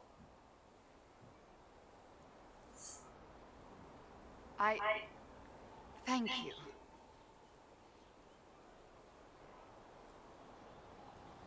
Honestly, Yeah. let's do it. This was everything I'd hoped. I know how you feel. I wonder if I have time to read the first part. Don't forget to tell all your friends, if you have any. She's gonna go like play with her bean later to this book. Completely worth We're it. just like laughing about it. Yes. Yeah, So, that was if you great. wonder, if you were That was noticing great. that I seem really keen on trying to get enough approval with Cassandra for her to like us, that's because I was trying to get this to trigger. It's amazing. I love that. Because I wanted you guys to see this, because it's So incredible. Actually, we probably can ask her about a Do you problem. need something? Let's see. Actually, first I want to ask about this. So, that book you were reading? Ooh. Yes. What of it? So under that taciturn shell beats a true romantic heart. Why must it be an accusation? Romance is not the sole province of dithering ladies in frilly dresses. It is passion. It is being swept away by the pursuit of an ideal. What is not to like about that? I like that you like Oh it. shit! Yeah. Yeah. And see, this is why romance is so. Don't get me wrong. I like this side of you. I don't swoon. I meant the passion. Ah, well that's not so bad then. The passion. So one of the weird things about Cassandra is, despite the fact that this makes no sense, because like, look at her, she's straight. Yeah. Yeah. No, that's part of why when I was romancing her, I was twink archer boy basically. So I was like, oh, that makes me perfect pairing because you have some straight romance with the archer in the back and some doing more in front. Basically, you're just being a you're playing an elven twin. Yes, exactly. Oh, it's like the Wreck-It Ralph.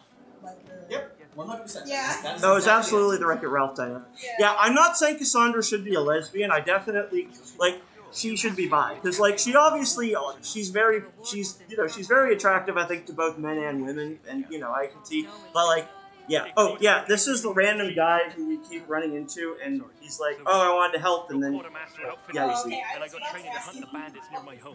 We ran into him earlier, and he's like, oh, I came. He's just some random kid who basically wanted to come by and help. And Thank you for trusting me, Your Worship. I'll pay you back, I swear. okay, so we have in fact, we have in fact met this guy before. He just shows up saying, hey, he's just this little, just this kid, who wants to help, and he's like, I don't know, maybe I could clean or something. But the thing is, there's a series of quests at the war table. If you give him the chance to fight, he will actually gradually morph into one of the most badass soldiers in the Inquisition. So it's fun seeing his journey. You can see he's already getting there because notably he's already starting to hire a posse. Like he said, he had that guy. Yeah. No? All right, keep training, recruit. Good work. Keep with the training. We'll need every hand. Yes. Yes, Your Worship. I am curious. Not that I would have Won't we suggested all? doing it, but He I'm doesn't curious speak, about the but who he's are you thankful too. response. I think it does kind of. Does he I think get that. sad? I think he does. I think it does kind of make him sad. That's That sucks. But yeah, so you see him and his mage friend, and he's like getting the whole party together going, basically. This is like reminding me a little bit of what I've heard of like Cape Mod 1000 as well, where every time you get back to the mother, parts of the beauty and Cape Quest, he's not and just have his own separate adventure. Or actually, it's like Heard what went on in that Community city. when What you think went on. Oh, Can't even actually, I'll start let to this. believe that business. Yeah. Is this Sarah? Yes, it's Sarah. This is I remember this corner. Yes. It was a hard time. What do y'all want to say? I'm gonna say it was a rough time. Someone died there. Yeah. We can stew about what we saw for ages, but some of us didn't come back. Knew you'd get what was important. Yammer yammer, visions and shite. People are dead. Probably. Stroud, yeah? Lost a serious moustache there. And in trade, a busted down bunch of wardens. And they're always weird. Usually bad stuff happens first, so you're glad when the hero shows up. But wardens are the wrong way round. They're the good thing that means a bad thing is about to happen. Like in Denerim, when the Blight ended. Oh yeah, she lived in Denerim when that happened. Yeah. It must have been rough living through the Blight. Someone yells Darkspawn, and then nothing happens for a long time. Then wardens show up and take your stuff. Or, some prick noble takes your stuff because wardens may ask for it. Then you steal it back. So whatever. The first ones in line to screw everyone weren't Darkspawn.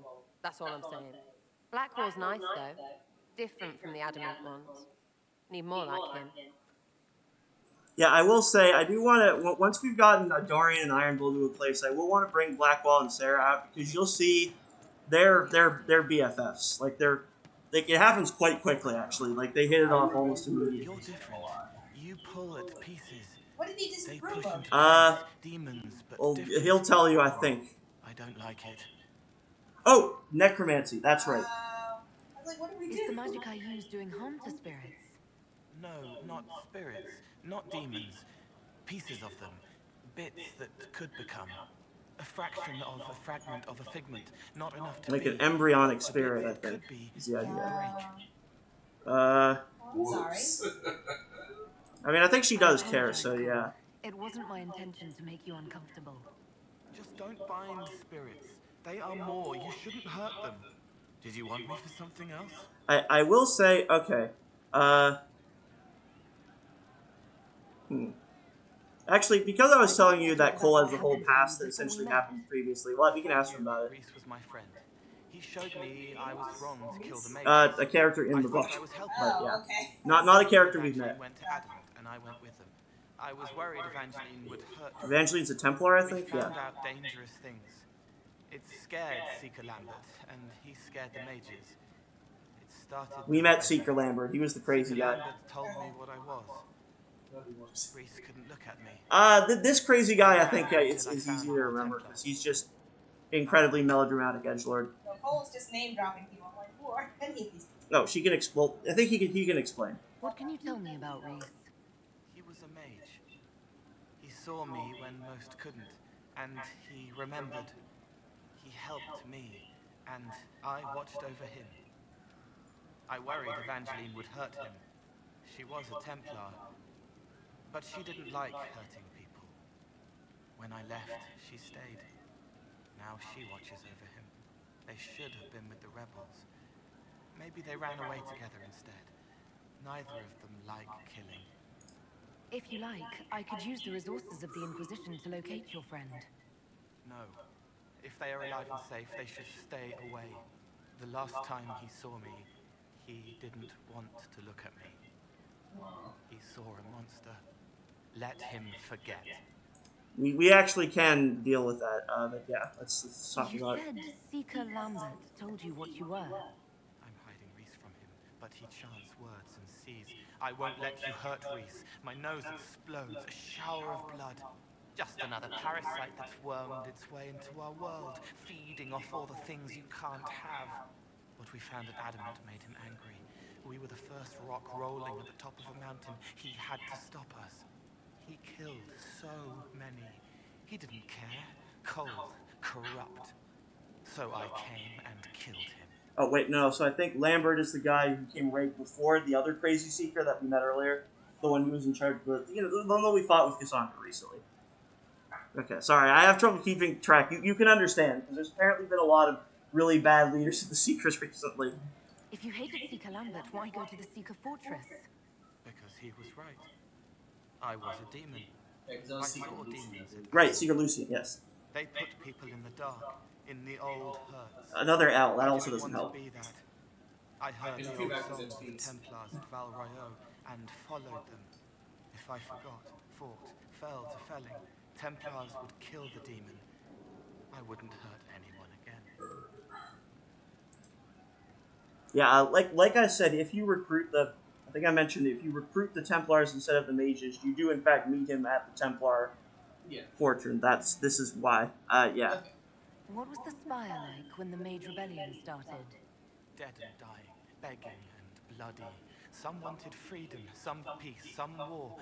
Some wanted it all to stop. Evangeline was a Templar. But she helped Reese help the others. She set them free. Adrian was a mage. But she killed mages to force the fight. She wanted blood. Reese just wanted to help. To stop people hurting. Maybe that's why he saw me. What did you mean when you said you killed mages? Some of the mages at the spire wanted to die. Too sad, too scared, too much. I didn't know what I was. A ghost, I Number thought. 5. Fading in the fade. When I came to them, they could see me. I used the knife to set them free. When Reese found out, he made me stop, made me understand. There were other ways to help. I didn't know. Yeah, so Mistakes. yeah. It sounds like you didn't know what you were doing. No, I killed people. I knew. I just thought I had to. They were hurting, helpless, haunted. It was all I could do. It was wrong. I was wrong. If I start again, you or Cassandra or Cullen need to kill me. Contingency plan. Yeah, so I will say, if you remember, the first time we met Cole, he was basically tending to this dying soldier, and we had to decide whether to encourage him to kill him or not. Just because he's a spirit of compassion, and sometimes, arguably, the only way to end someone's pain is to give them a quick death. Yeah. And that's kind of something that I think he's still very torn about, like that. Maybe sometimes I do think that death can be a mercy. Like if someone is going to die painfully, maybe there is an ethical defense to that. But you can also tell that he's wrestling with that and figuring out when exactly that's actually necessary or good. What can you tell me about Adamant? Josie, you're necessary and good. Well, thank you. I appreciate that. I remember that choice in Should games be like torn when I down. It was wrestled different with it, this because time. like More wardens, I think I more choose to demons.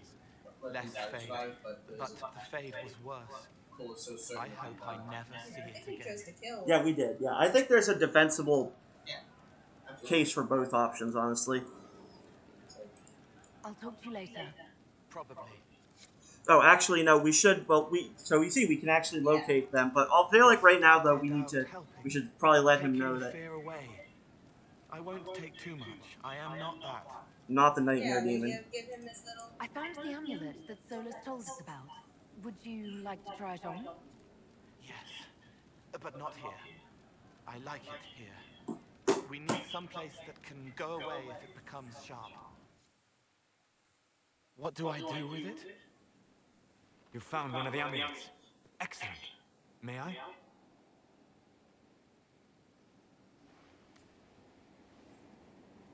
It is simple enough. You put it on, I charge it with magic, and you should be protected. Yeah, if Cole, sure. Are you ready, Cole? They can't make me a monster.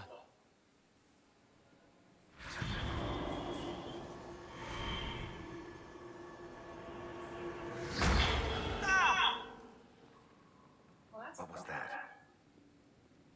Oh, what are you doing to the kid?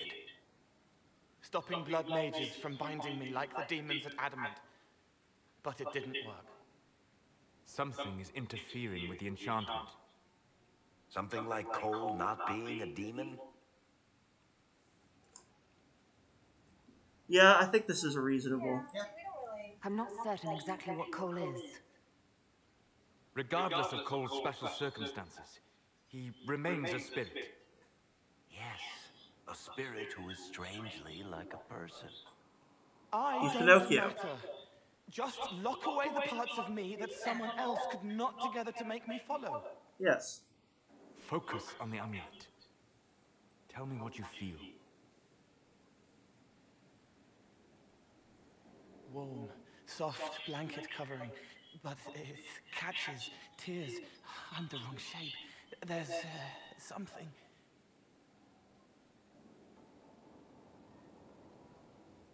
There. That way. We'll look into it. We'll find whatever is preventing the amulet from working, and we'll make it right. All right, kid. Get Cullen and work with him on the map to figure out where you're sensing something wrong. Will you come with me? All of you? Sure.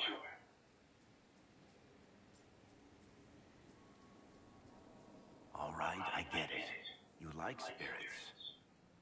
But he came into this world to be a person. Let him be one. It's so in essence, there's a question of maybe the amulet doesn't work because at this point Cole has almost become too human. I will say I do kind of like Varric's arguments on like. If I see a way to protect Cole without taking away whatever he is, I'll use it. But Cole clearly needs our help. I'm not saying we do nothing. But that ritual of theirs only works on demons, right? This is not some fanciful story, child of the stone. We cannot change our nature by wishing. You don't think? However we deal with the problem, our next step is to track down whatever is interfering with the enchantment.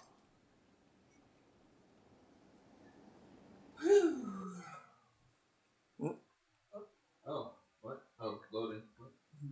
Maybe either there's a. Oh, I think we're actually just going. Oh, it just no pre. That was. Yeah, I couldn't remember. Yeah, I couldn't remember if this is something where they make us go to the war table or no. We're just gonna go follow them right now. Well, very efficient. Mm-hmm.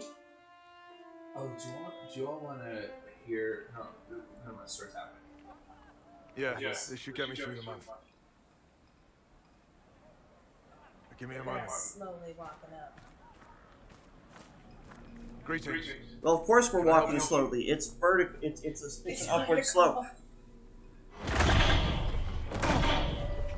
killed me. What? I don't even know you. You forgot. You locked me in the dungeon in the spire, and you forgot, and I died in the dark. The spire? Cole, stop! Just take it easy, kid. He killed me. He killed me. That's why it doesn't work. He killed me, and I have to kill him back. One second. I mean, I really don't get it. So maybe go with I don't understand. This seems so strange to me. If he killed you, wouldn't you be dead? Cole, this man cannot have killed you. You are a spirit. You have not even possessed a body. A broken body, bloody, banged on the stone cell, guts gripping in the dark, dank. A captured apostate. They threw him into the dungeon in the spire at Val Royo. They forgot about him. He starved to death. I came through to help. And I couldn't. So I became him. Cole.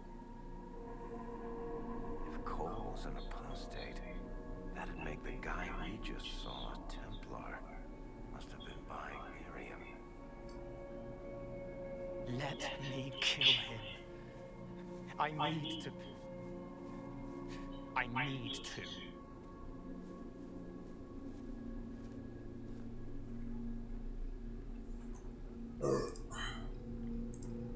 Solus? We cannot let Cole kill the man. I don't think anyone was going to suggest that, Chuckles. Cole is a spirit. The death of the real Cole wounded him, perverted him from his purpose. To regain that part of himself, he must forgive. Come on. You don't just forgive someone killing you. You don't. A spirit can. Varric. The kid's angry. He needs to work through it. A spirit does not work through emotions. It embodies them. But he isn't a spirit, is he? He made himself human. And humans change. They get hurt. And they heal. He needs to work it out like a person. You would alter the essence of what he is. He did that to himself when he left the Fade. I'm just helping him survive it.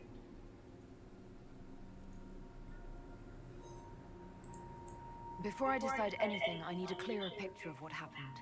So yeah, you can tell that they want to make sure. Cole was an apostate, captured and taken to the Circle by Templars, who aren't known for their gentle nature.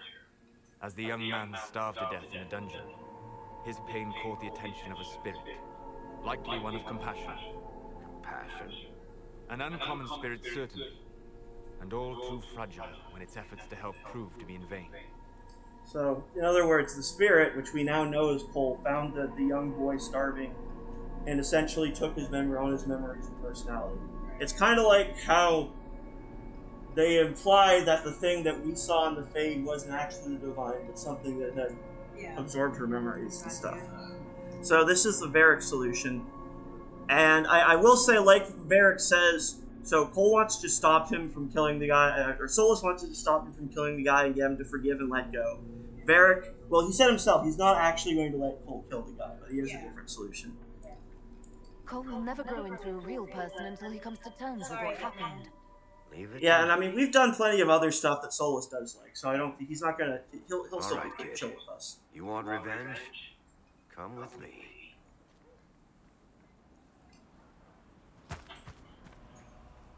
Wow, consecutive cutscenes. You didn't get very far. Despite how long we were talking, he's just yeah.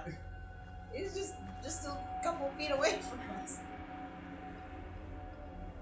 I'm sorry. I'm so sorry. Sorry isn't going to help him now, is it, kid? No. Pull the trigger and put him down like a mad dog. Do it. No!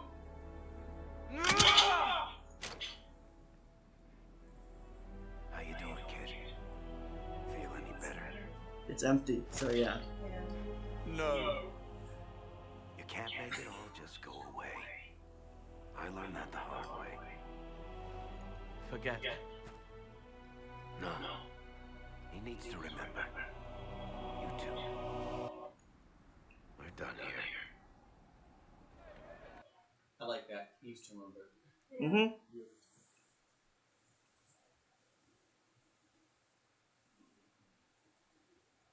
Holy woly.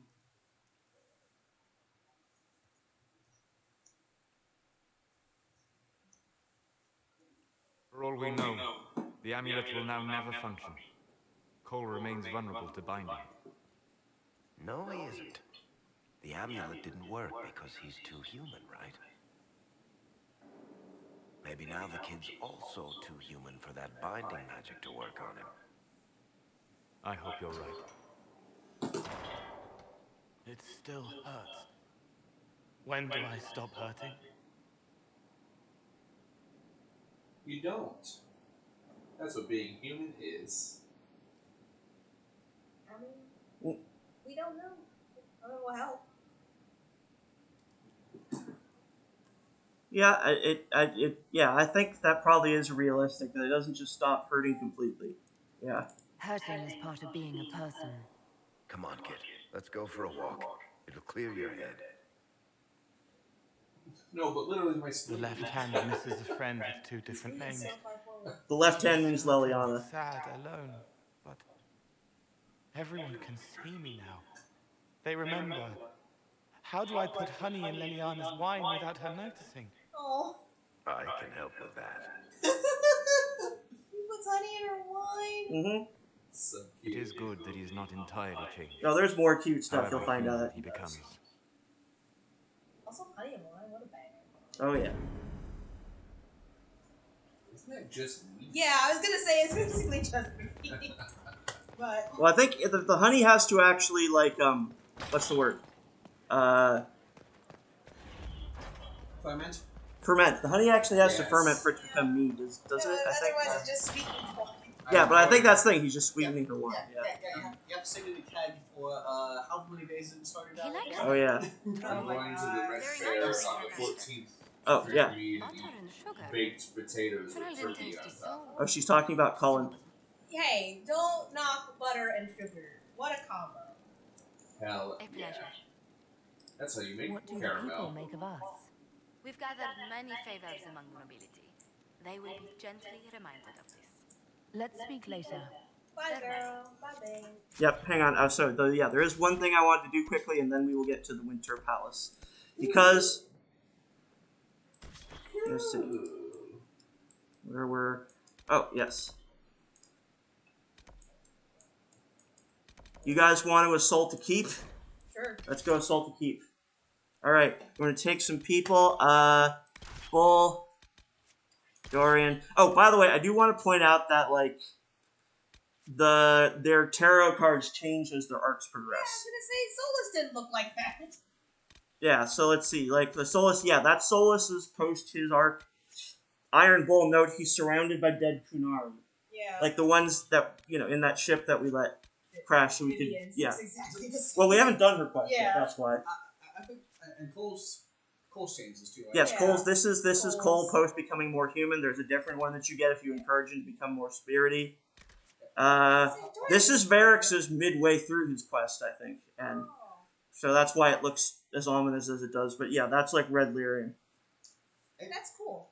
It's like I remember when I was first playing video game, Cole's argument was one that was like, I can see a really strong argument for both. Yeah, I think it's a I think I definitely lean more towards what we just did now, but like at the time especially, I was like, no, I can like a lot of them feel a little more like, this feels like one that's pretty clearly better in my opinion, but that one was like, no, I think there's like a strong argument for both. yeah. I would agree. Who's your third? Yeah, I'm trying to hang on. Let me see.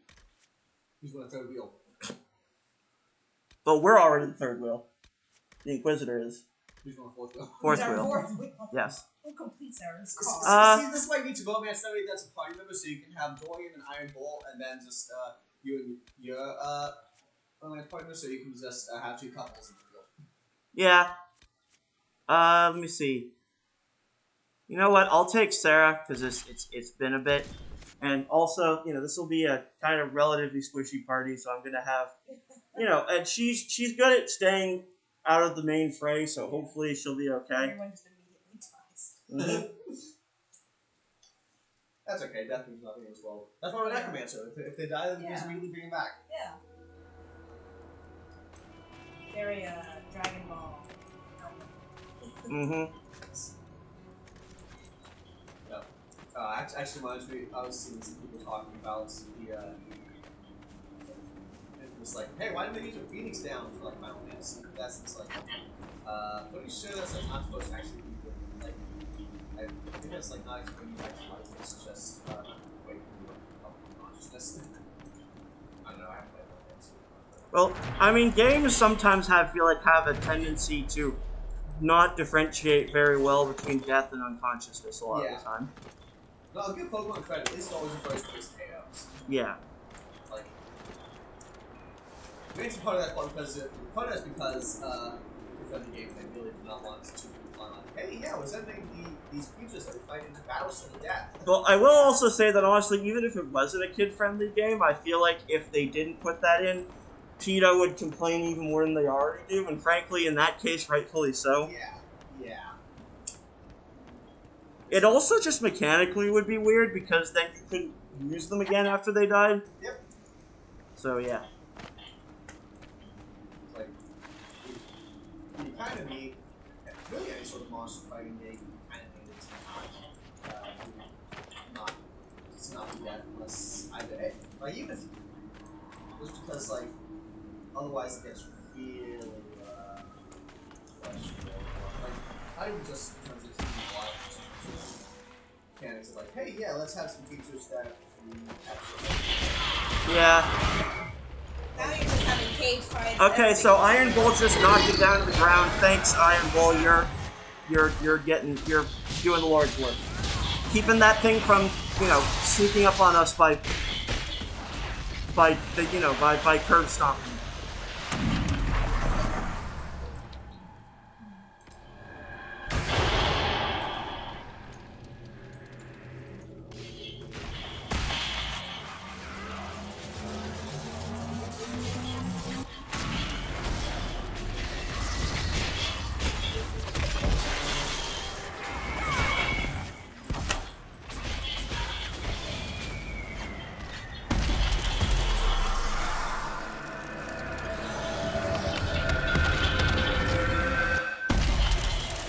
Dorian just looking at us. Yeah. At least Dorian didn't raise a demon before. Right at the end of the fight, yes. Did you all want to know the songs that we chose for the different fights in the show? Yes. Yeah. Okay, so for the Kobold fight, which is like 3 little lizards, Mm-hmm. it's going to be Cherry Lips by Garbage. Ooh. Okay. Have you all heard that? I think probably. I did see Garbage in concert once, so yeah. This is a quick bit. Have Oh yeah. Oh yeah. Then the Wraith fight is going to be You Oughta Know by Alanis Morissette. Oh, excellent. I will say, this seems useful for Dorian since he's so squishy. If you're knocked unconscious, a spirit you control takes on your likeness and fights on your behalf for a short time. Yeah. The spirit draws magic directly from the Fade, casting spells without cost. You can't be revived until the spirit leaves, but still, I think that's a worthy trade-off. I mean, you know how often we need to run around and revive everyone anyway. He's always fallen. He's always face down. Gotta give him a. Yeah, I think that seems like a good investment. The Bugbear fight is just a bunch of silly idiot monsters being killed, and so we're doing Superman. Love that. It's like a ska song from the 90s. I always vibe to like songs when I'm back by my SM booth, so it'll just be me being like.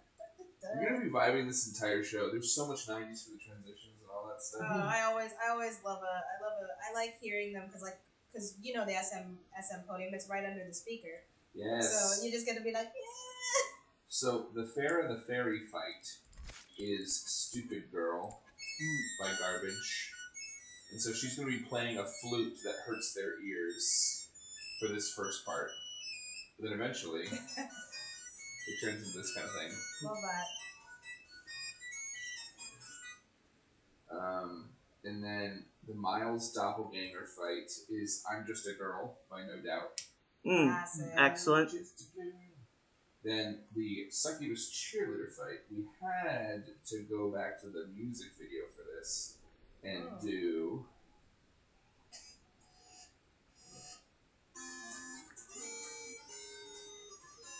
Smells Like Teen Spirit. Classic. I think there's a video circulating of me in my high school orchestra somewhere on YouTube of us playing Smells Like Teen Spirit. Yes. And then the dance fight where they actually do a dance off is going to be... See if I can find it. It has to be the Macarena, right? You know what? That would be a good one. Maybe I'll change it to that. 8-bit Macarena. But we're doing Straight Up by Paul Abdul. That's, you know what? Paul Abdul, 90s icon.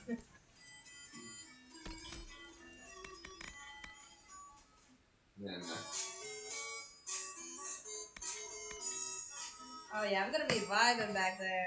Yes. And then for the final one, the Tiamat, we're doing... It's the last one. Let's see. Our big boss. Final boss.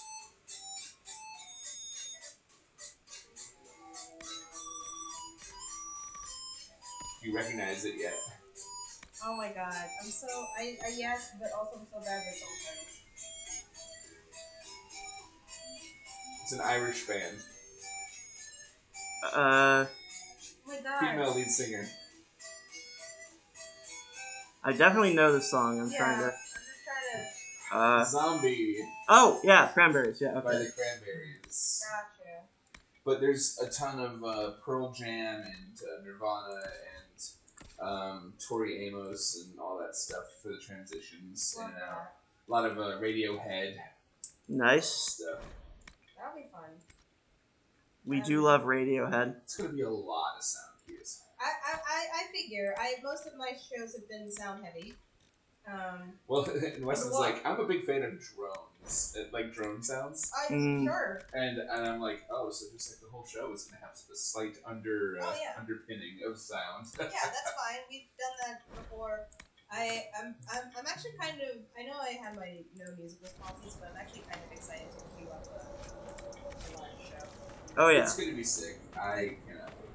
Yeah. Oh yeah. Oh yeah. And Josh, are things straightened out me-ish? So here's the deal. I just talked to Michael like 2 days ago about this, and I was like, "Hey, I told you what I thought would work, and you told me to get back to me.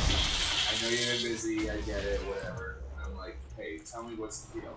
He's like, "Oh, well, I'm gonna meet with like Ben and a couple other people in October," and I'm like, "But Michael, that's when the show starts. Like that's when the show begins." And I'm like, so we're just having Josie hang on until October? And I'm like, I don't really like that. That's what I told him. So. And I haven't heard anything back since. Still at an impasse. Just, I don't know what the fuck is happening. I'm so mad about it every day. I hate it and it's stupid. I think that Michael is way too worried about shit he doesn't need to be worried about. Personally, in my drunken feelings, this is how I feel. But I'm hoping very much so that he'll get back to the city. And just be like, well, perhaps it's your show, do what you want. It's like, great, thanks. I will do what I want. We are on stream, so. Oh, I forgot. I honestly don't think anyone who would care about, who would be worried about hearing this is listening, so I don't care. No, I would have said something if I did think relevant people would be listening. I honestly don't care. I mean, of all the people who are affected by this, I am the one who is most affected, and I really don't care. Frankly, I kind of am like, I would rather people know about this than not, because I'm kind of tired of being left out of the loop. So I don't really feel like being quiet about this. I hear you. Shall we know? I'm done with it. Oh yeah. It's like the one thing, Josie. Like it's the one thing that like the process has been like so nice so far, except for this thing, and I don't like it. Mm-hmm. I know you're on stream, so I'll stop talking about it. I genuinely don't care. Like, the person who would be most affected here is me, and I'm giving you permission to say whatever you want.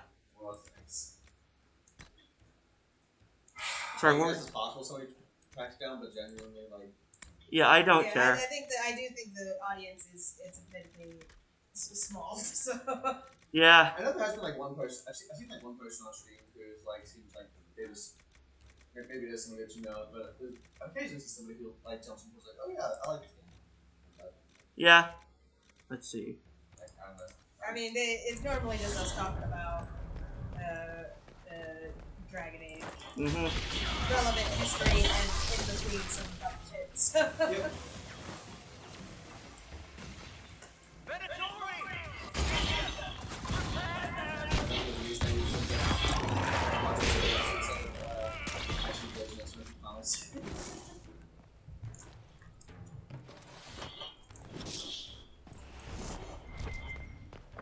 Iron Bull jump off to? Goodbye, cruel world. I was just like, is that him just jumping off a wall? Although it's funny because when I was hanging with Weston and Liz yesterday, we were commenting on that because of what happened in the last meeting, where like I was like, I'll keep my mind open to the age of casting, like all that stuff. Oh, yeah. Yeah, and they were like, to be fair, do not try to make Michael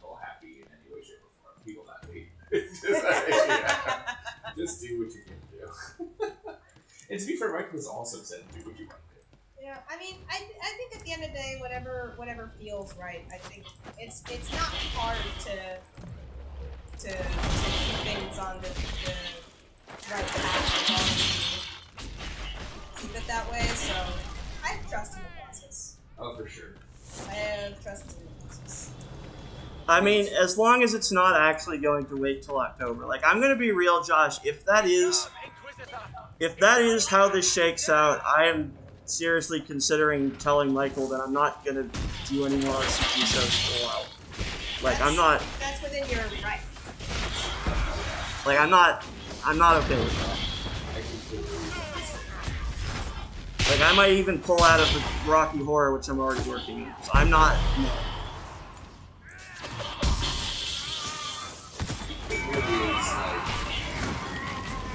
It really is like the one dark spot on the process for me right now.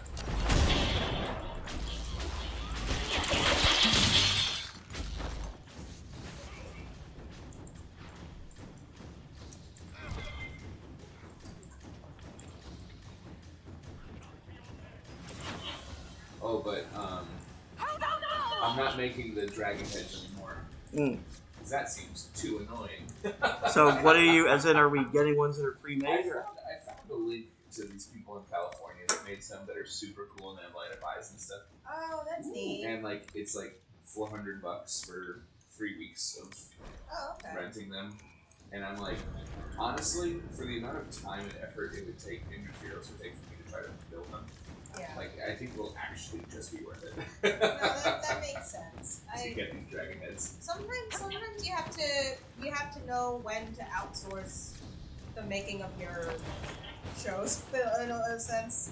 Yeah, and the dragon is like my least favorite part of the whole process. So I probably don't want to build dragon heads while I'm hating the process.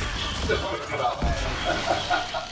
I'm like, I think I have to make this. No, I mean it's honestly crazy that you've already taken on making on the gelatinous cubes and shit. Well, the gelatinous cube, thankfully, is a box, and I know how to do that. And then you just stretch the stuff around it. Yeah, or Weston really wants to be that gelatinous cube. Yeah, I mean, I don't blame them. They're iconic. I love the in the piece that you showed in the show that you showed us was the one constantly getting off of the. Yeah. There was a bit in the show where like the covering disconnected from Yeah, just slowly over the course of 3 minutes, shimmying it back. Truly a high school experience. Oh yeah.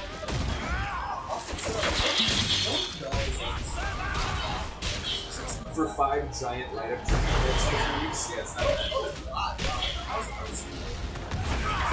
Yeah, it's Tiamat, so it's the 5-headed dragon.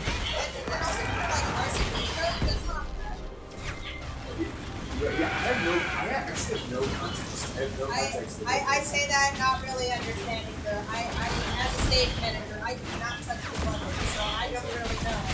I know Like you have pretty decent production value, so I would imagine. I will say, Josh, do you think I should talk to Michael myself about this? Because I kind of feel like. Let me follow up with him again. Because the thing is that like, I don't know that he was legitimately like understanding at the moment when he said those words that was literally when we were starting the process. Although he should. We literally had a meeting about this. I need him to know that like it needs to be much sooner than that. And if he has concerns, he can talk to me directly. Like the Vince catches us with our pants down. Like, I want to work with you because I know that you're a hard worker and awesome and have great ideas. And, like, whatever issues they had or did not have are fixed with a conversation and trying.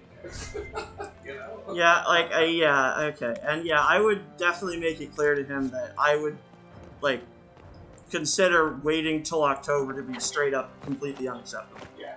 I mean, that's when auditions start. So yes. So if that's how that's a absolute red line for me. Like, I might back out of every current RCT show if that happens, kind of thing. Yeah. No. Okay. I would not blame you at all. I just made it. Yeah, so Chris, you've been hearing a little about this. It's been frustrating. Yeah, no, I imagine this.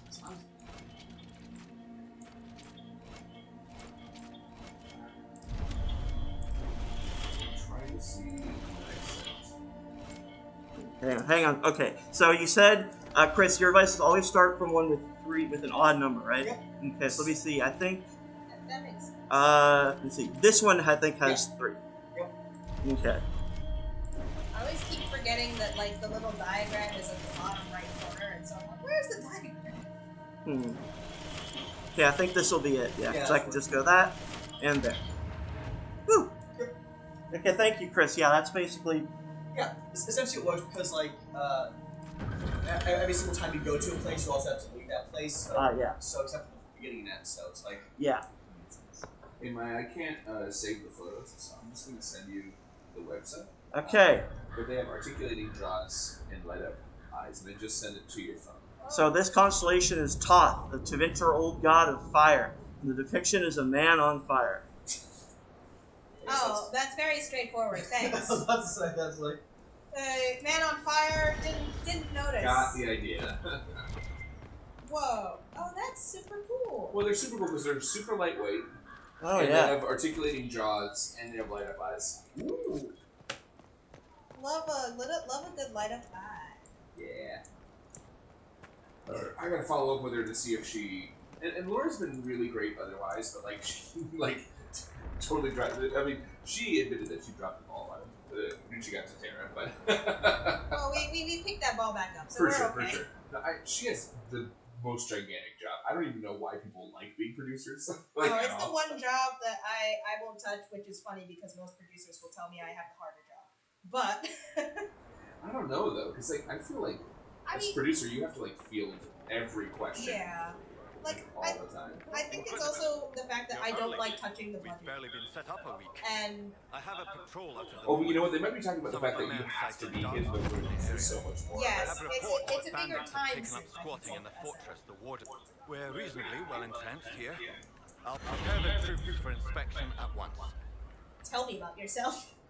Not that I want that to be the actual option. I always just find that funny. Oh, also. Well, I mean, that's a question, so we can ask that without, Also, I'm prefacing this part of the story. Knight I'm Captain sorry, Ryman at your service. I served with the Templars in Starkhaven until they all ran off to the hills, barking at the moon. Commander Cullen offered me a job, and I was glad to do anything to help stop all this madness. What's your duties here, Captain? I am Commander Cullen's second in command. As such, I handle Yeah. logistics for many of our more high-risk. I mean, there are actually I werewolves in also this world, coordinate so. reports for the commander from agents out in the field. More werewolves in fiction. Yes. If you were in Starkhaven, how do you know Cullen? I have a by the There's a charger over there that I'm currently. There's a free port. Yeah, it's direct USB, so you can. A lot of people were homeless Actually, or no, trapped in this collapsed is buildings. Yeah, I coordinated rescue efforts fast charging. and met Cullen while he was trying to command what was left of Kirkwall's Templars. You didn't want to leave the Chantry with the others of your order. Sacred duties are all well and good, but someone needs to do real work now. If the barracks are on fire, I'm going for water, not standing around smiting the ash for heresy. Ah, respectfully speaking. I do one of those too, but I just like to keep my phone as charged as possible. How is the Inquisition treating you so far, Captain? I will say I like that they said, "How is the Inquisition treating you so far, Captain?" Because that's a less awkward way of saying it than you made it sound. Yeah, it's like, do you like your job? Yeah, but the way she said it was less awkward. No, sometimes. Do you like your job? We're asking you for employee evaluation. Yeah. The Darkspawn seem to have It may or may not be anonymous. We'll just. I mean, we're I've talking warned to the you right troops now. not to engage unless absolutely necessary. You cannot We guarantee don't need that a blight in employee the job ranks. is not continuing. We have to find whatever hole the monsters came from and seal it. What's wrong with the water supply? Oh yeah, he's giving us basically, these are new quests he's giving us. Blasted Venatori threw corpses in there. Corpses in water, There's an very oasis nearby, but a Vargas claimed it. 4 soldiers have already fallen to venom and claws. We'll need reinforcements to drive the monster out. Report. What's the situation in the Warden's fortress? Yeah. Bandits moved in. Worse than quillbacks, if you ask me. They're holed up in there, using it as a Actually, I mean, that might be a war supply tool use. I caravans. genuinely can't remember. Blasted scavengers. So that is delegating. Okay, sure. Report, Captain. What's the situation in the western approach? I picked the one time that it's not delegation to Left. it is delegation. I'm just waiting like a cat. Usually, Like, or at least it might be. I genuinely don't. Already had an But, archdemon. I don't want to guess what'll come next. All right, now what were you saying, Josh? Yes, Oh, sorry. So I'll preface this by saying that I enjoy working with Michael a lot in a lot of different ways. So like I do enjoy, and I think that he's doing a good job choosing shows and doing the whole thing, and like I like Michael quite a lot. But it's funny because at the meeting the other day, I was like kind of find a little stinger. I was like, oh, it's gonna be an excellent show, and we're gonna pull like all the pathos and everything we can out of this script. And he was like, as long as it's all so sexy and funny, because I think the pathos is already written in the script. And I'm like, Michael, have you read the script? It's quite goofy. I think it's exactly the opposite. I feel like you kind of have to all the add jokes in... are already there on the page. And you know, of course, credit to him, like he doesn't, he probably only read the script once, you know? Yeah. But I was like, I have a very different opinion than you do about this script. And yours is more informed, let's say. That's all I've been thinking about for 2 years. Yeah. It being my first like community theater show to direct, I need to make sure that it goes really well. I think it'll be good. I hope so. It certainly won't be for lack of trying. Yeah. As SM, I usually like to say properly temper expectations. I haven't tanked a show yet. Right? So my shows have been notoriously boring, which normally is a bad thing, but actually in terms of what I do is actually a very good job, a job well done. Maya, you're like the least of my worries in the world. Mhm. Let's be freaking real about that. Honestly, the only annoyance I'll have to give to you is to keep me on track of time. Just be like, 30 minutes left. I'm great at 20 minutes left. I'm great at time check. So I do want to double check one thing here to make sure that I have I have that. to tell you, there's like so many times I'll probably just go, shit, goddamn, yeah, okay, 10 minutes, okay. I was gonna say, if you want me to do more frequent time checks, I can give them to you. I'm good with like I'll see what we're working on. I'll definitely give you a half hour. Yes. We're at like 9:30, so you gotta wrap it up. Wrap it up, Josh. Figure it out. No, but Just like have the voice. That's Another time. Shut up. Mine's my alarm clock. I will say, as RCP hasn't been a good fighting down too many on as an SM. It's healed a bit of the SM trauma that I've had.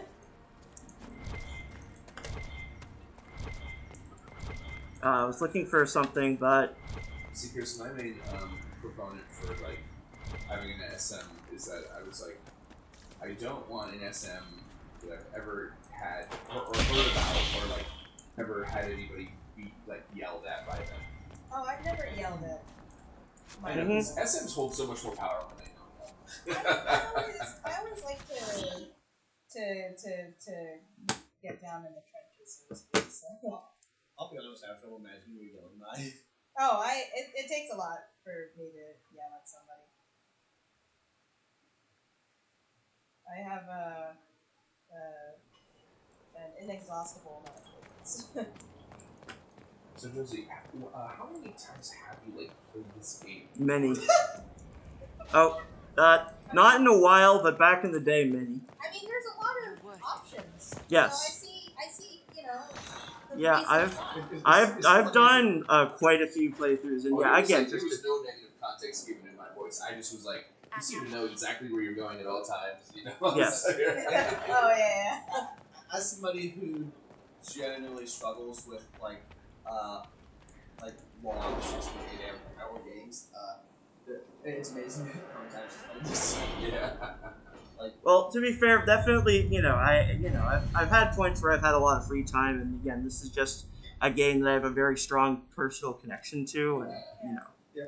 I think it's something like one of my favorite games, even like Chronicles. I've only played it 2 months. Yeah.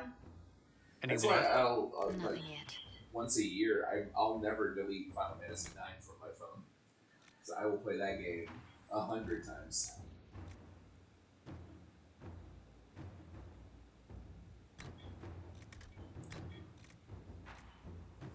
Yes, I can increase my inventory capacity. Nice. Actually, before I go to the wasp in a jar. We don't have to offload and onload so much. Yeah, I will still do some offloading. I think that just because when we go to the Winter Palace, I do want to have lots of room for foraging things. That's one time you have one chance to get everything before Mm-hmm. Okay. Door into the door. So I have a storage chest over here. That's why I'm heading in yonder direction. And then we'll go to the Winter Palace. I mean, you could just offload everything because, like, theoretically, people have clipped on everybody on this. Well, no, it's remember because when you leave the main bounds of the party, you do actually have to. Yeah. So no, actually. None of the sounds I'm making are like me being bored or anything. I'm just drunk, so I'm like I make strange sounds. Oh, you're fine. Don't interpret my strangeness in that way. This is the problem when you're the only one drinking, is that you get hyper fixated. Well, Chris is drinking a little, but come on, Chris. No, I'm just kidding. You gotta try to tag it. I just said. Yeah, no, it's like I mean, I probably could have another one. Yeah, I mean, we were wondering if other people might show up. So it's it is what it is. I'm just happy to be here, hanging out with my friends. I just happen debating have another one because I'm like not that an hour and a half. It's just. Well, there's 2 left. You have a choice of. Hey, let's go toss one. I'm trying to find. You have a choice of orange or watermelon. Watermelon. Watermelon. Also, I genuinely have no idea what the flavor even has first time was. I was like, I think you have both notes. This is pineapple. This is pineapple. That's it. It took me until like now to figure out where the flavor was actually showing. I really appreciate Weston for talking about these because I had like some White Claws or something. Oh. And Weston was like, you need to get neutrals instead. And I was like, they can't be that much better. But they are. Thank you for saying how it's pronounced because I was looking at it, it's like, neutral? That can't be right. I knew it wasn't right, but it's got the umla. The new. No, see, theoretically I should know more about like what about how stuff goes like that, but I don't. That's okay. I can't judge anybody. I'm sloshed. I said theoretically I should know, even though this has no correlation. Recently I was translating the language in the video game Tunic, which actually does use like IPA stuff, but spoilers, I guess, for anyone's playing Tunic on. I don't even know what that is. He's like, I don't know. If it's not Pokemon, I don't give a shit. I think it's like it's. For the record, Tunic is a really fun. I do really enjoy Tunic. It's a great kind of 2D Zelda-esque game, but also has a lot of Souls influence as well. But why is it called Tunic? Because actually, that's because your character is like a fox guy that wears a tunic. Wearing a tunic. Great. It very much does look like Legend of Zelda, where it's like just what fox guy wears. Now, I want to be very clear. I fucks with the furries. I don't care about being a furry at all. But like, I like just saying, is that some furry shit? I guess it's not no furry content. It's just not like it's. No. It's not like a Zootopia level furry shit. No, it's not Zootopia. It's honestly it's more like mascot platformer in a way. Okay. So like, I guess it's about just. Let me find a picture of this. Yeah, give us some context. I will say But part of why I really like it is it's also a game that like the really interesting part of Tunic is that one of the central mechanics is you're finding the game instruction manual within the game itself, and it'll like tell you things that you could always do, but you didn't necessarily know you could do it. But also the instruction manual is written in a language that you can't understand. Oh, so you have to. You don't have to decipher it. They show you enough of what you can do to understand what you need to do, and there's still some parts that are in English, but you can decipher it. It's incredible. Oh, it's cute. I'm looking up the tunic box. No worries. It's like Final Fantasy X, where you have to collect the Albed primers to be able to understand their language. Oh, it's just a little guy. Yeah, but it's just a little dude. Yeah, see? Aw, yes, he is very little. So anyway, So very hard to make that sexy. I totally understand. yeah. It's like what I was saying is there's like let me see if I can find it. Actually, I really love this animation style that got going for it. Tunic. What? Is it like a Zelda game in the effect that it's like a third-person action? Yes. See, I love that. See, Spyro the Dragon, like Super Mario 3D. It's also very kind of top down. Well, I say it's sorry. That's why I say 2D Zelda because it's more like it's more top down. Oh yeah. Great. It's like, well, I mean, hey, I love Link's Awakening. I love all that stuff. Yes, it's more along those lines. The reason I was a little more like, I guess you could say it is like this is one of the enemies in the game. So like. Okay, yeah. So like maybe a little. Maybe a little bit. Even then, that's not the most egregious thing I've seen ever. Like, no. That's still not even comparable. No, yeah. Sometimes I see it for a character and I'm like, you knew what you were doing. Yeah. You are baiting a community. And then you watch Beastars, it's like, okay, you're not even hiding it. Especially Beastars. Like Beastars is great. I genuinely love Beastars. It is also just like, yeah, that's some bullshit. Well, especially in Zooga 2, they have the snake, and I'm like, oh, so now it's furry and vor. This is what we're doing now. I thought you were gonna say furry and scaly. I did not remember that Zootopia 2 was actually a thing. Yeah, it's coming. Oh, it's coming. Okay, at least it's got like a bunch of trailers now. Just like, did I black out during Zootopia? Look, I'll be honest. I like the losing track of some of the stuff Disney's been doing. Yeah. Just like, oh, for sure. I mean, what was the last thing? I guess like Inside Out 2, and I think the stuff got. I haven't even seen that. No, it's like I know it came out, but that's like the last thing I cared about to pay attention to. I was gonna say, anxiety in there was actually kind of crazy. I have heard great things about it. I do play the one at some point. It's just the person who plays Nancy in Stranger or Robin. I don't know Stranger Things well enough to be commenting on. Well, they just released some concept art for Hex, which is about a boy witch apparently, whose like grandmother like lets him know about these powers that he has, and it lets it. It's kind of like Coco, but boy witch, and I'm not really sure what like the culture is yet. Okay. Yeah, it's like. I mean, the thing is, like, a lot of the stuff that Disney and Pixar have been putting out is like, it always seems like interesting. I generally hear decent enough stuff about most of them. I probably should check it out. I just never do. Watch K-pop Demon Hunters. That's the one I do. Dude, I keep like it's the biggest movie in the world. I need to see it. Watch, it's so good. It's so good. I've seen the memes. I've seen the faces. I've seen the smelling of the food. Yeah, no, I just like see that one face, especially the person eating. Oh. Yes. I as a K-pop fan. So this bow is going to be for Sarah, and she is very nervous about demons, so just for her, I will give her the demon slaying ring. Oh my gosh, that's so cool. Hey, dude, that bow looks sick as hell. Yo, Shadowhunter bow, that's also... Watch Shadowhunters, y'all. So just like with the bows remind me, this is going to sound very sacrilegious, and I apologize, but when I was playing through Dragon Age Inquisition, I was an archer. Of course, Varric's one of the first partners you get, and because I did the mage quest line, so I didn't get Cole, so I had Sarah. So I'm like, okay, I have 3 archers. I need to turn one of you guys into a knife mage. Sarah, you're a knife mage. Sarah, you're a knife rogue for the time being. So I know that feels mean, but I was like, I need somebody to do something with these knives they're picking up. Yeah. Yeah, that's very fair. Well, to be honest, Sarah does feel very knife. Like, if she had a different weapon, it would be a knife.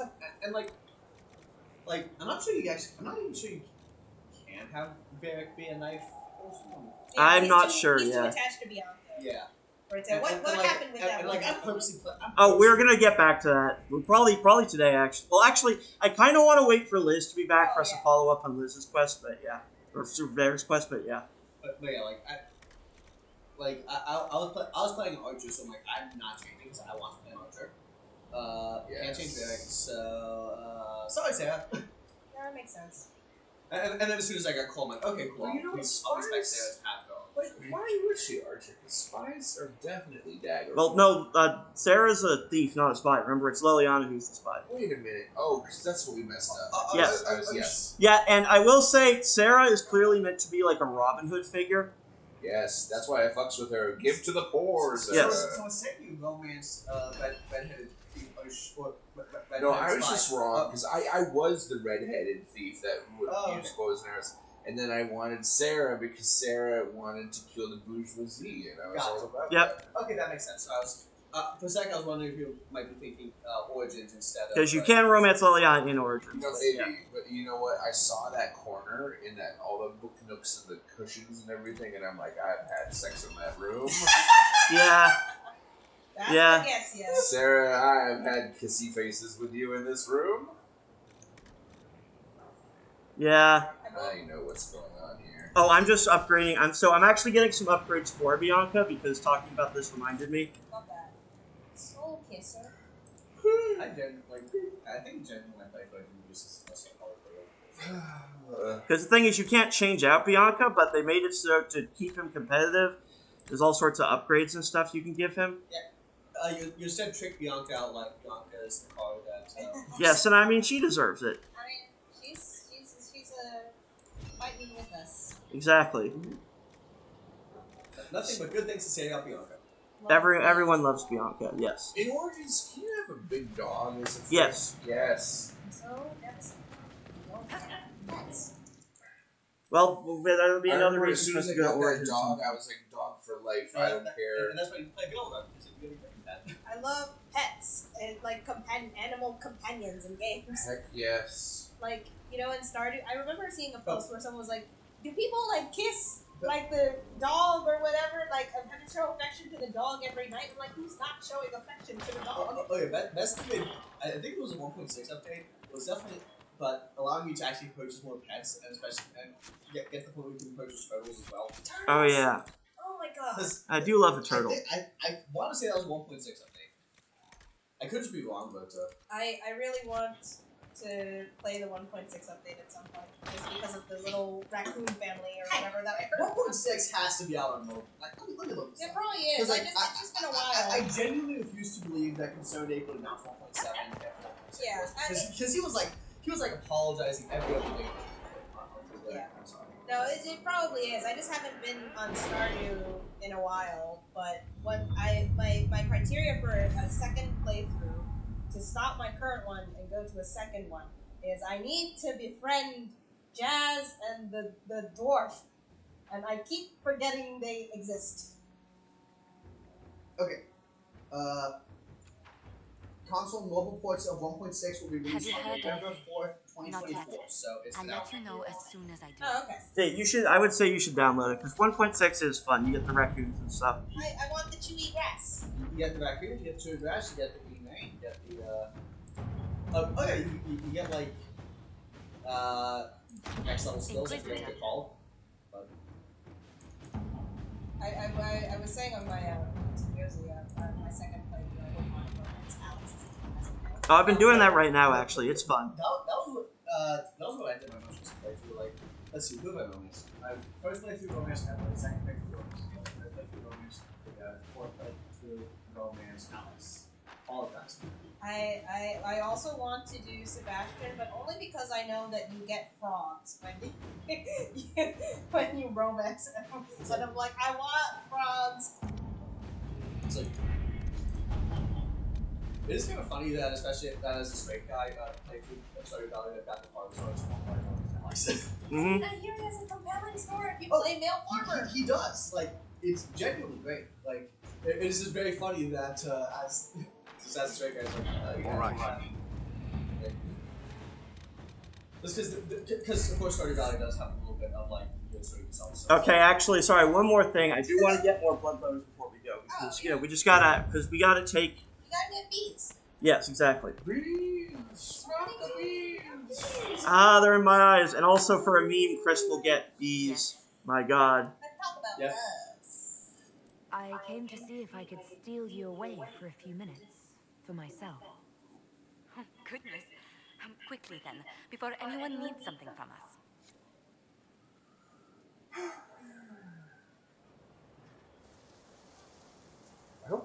always going well. I'm sure it is. I'm sure with Anthony at the helm, it'll be good. I'm very excited because I've never seen it outside of a shadow cast situation.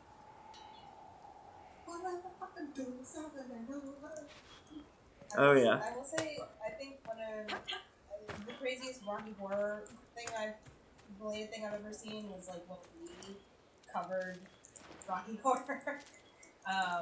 Oh yeah. Which was kind of, yeah, they did it, and I was like, there were so many other musicals that could just. they chose Rocky Horror, and as a teenager watching Lee just like doing Rocky Horror, it's so horrible that it's also so firmly cemented for some reason as a side. So they mean Rocky Horror. No, but it was weird. It was a weird episode.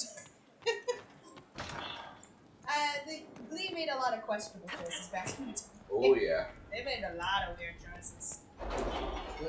We're talking about the show where the first episode involves framing that using marijuana. Framing that the teacher planted the marijuana in his locker to blackmail him into joining Glee Club. Yes. Yeah, and also was like walking through the boys' locker room while because he first hears him when he's in the shadow.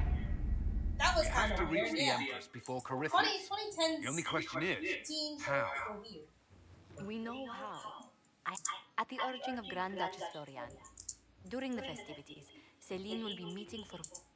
The assassin must be hiding within one of these factions. Do we need to go to the peace talks? The Empress must have personal guards. We could just warn her she's in danger. We've made the attempt. She's an introvert. Well, actually, no. She's based in part on me, so no, she's not. She's an extrovert. It's better that we don't leave this to chance. If Orlais falls to Corypheus, no They just don't want to go to Orlais. But I will say, even as an extrovert, there are times where I do just not want to socialize or go out to parties. He's Celine's cousin and was first in line to inherit the throne when Emperor Florian died. Celine outmaneuvered him. She won over. I don't know. It depends on if I could have an excuse to wear like a really cool suit on. And he had genuinely. It's not going to wear a suit on me. Well, you'll see. Oh, Josh, do you want to help us roast how terrible the outfits we wear to the party are? Yes. Because they're very bad. And I gave my sneak peek, and yeah. Aren't the Chevaliers part of the army? Why would they follow the Duke? Most Chevaliers are sworn to serve the I don't crown. know who those are. That does not give them faith. I got Iron Balls this, and that was The Empress has tried to improve relations with Ferelden and Navarra. Chevaliers see her I think as probably anti-English. for this, They believe Gaspard the party I could lead the might Empire lean back to toward the bringing glory would of be Draco's Vivian, expansion obviously. years. Probably Varric, because he actually has some fun stuff at the Winter Palace, and then I'll have to think of who the third one is. Vivian's like, why did you make me come here to see all this? What are you talking about? Well, no, Vivian's the super happy. Remember, she's a socialite. Yeah, she's really happy. And also, she actually gives you literal bonuses when she's She there. has organized the elves of Haram Shiral into an underground army. Well, the thing is, I agree, it's a plot hole. Okay, I was like, wait, what about the bad fashions? Basically, the fact that literally everyone in the Inquisition, including her, is wearing these terrible outfits is like a plot hole. She would never allow this. See, the thing is, it is bad fashion, but it is not canonically bad fashion. Oh. The game is not whoever wrote this game did not seem fully cognizant of the fact that these outfits are fucking ugly. Celine has an elven lover. Wait, yes. the elven leader is a jilted Yes, lover sorry, of the yes. Empress. No, I'm sorry. Okay, but yeah, there's Queen Celine, there's no one, something's like Gaspard, there's he's the military leader who also is potential heir to the throne, who's fighting with her over the throne. And yeah, there's a lady named Briala, who's like, potential former lover of the Empress, has a lot of influence in all the various like elven servants and stuff and Home Shiral. Almost kind of sounds like she's like essentially waging a guerrilla war and kind of playing the other two against each other. So yeah. Tell me everything we know about the Empress. Empress Celine is a renowned diplomat and reformer. She works tirelessly to secure peace for the Empire. Unfortunately, many Orlesians view peace as complacency. She has yet to name an heir, leaving the future of the Empire in doubt. They want to expand, is what she means. Especially when the next in line is her cousin Gaspard, who's made few friends on the Council of Heralds. Gaspard? Celine is surrounded at all times by countless guards, courtiers, servants, and vassals. What better place for an assassin to hide than the Empress's own household? How can Gaspard still be next in line while he wages war against his Empress? The title Grand Duke indicates that he was a prince before the Empress took the throne. Well, that's a lot. Yep. You've given me plenty to think about. With Gaspard and Celine's armies entrenched, we cannot openly march troops to the palace. My agents will ensure your soldiers get inside, but it must be a few at a time to avoid attention. No, just straight up charge it. Understood. Just give the word, we'll begin. Soldiers for cowards. Leroy Jenkins, this whole thing. Oh yeah. You know, it genuinely would be great if they gave you that option just because it would be hilarious. Just like, yes, you could let it absolutely fail. Just like, let it be like, hey, this goes horribly wrong. You can do that, but Just let it be a funny option. Okay, so yeah, we're definitely gonna take Vivienne. Varric is funny, so probably a warrior. We could take Iron Bull because it would be very funny. Maximum funny. You know what? Sure. Maximum funny. I want you guys to see just how bad this outfit looks on him.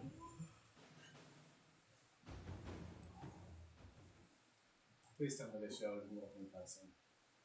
I don't remember. We'll see. I don't know either. Woo, sorry. No worries. You're good. I passed that for a second. Okay. No, I'm good. I'm just very, very... The political situation in Halam-Shiral hangs by a thread.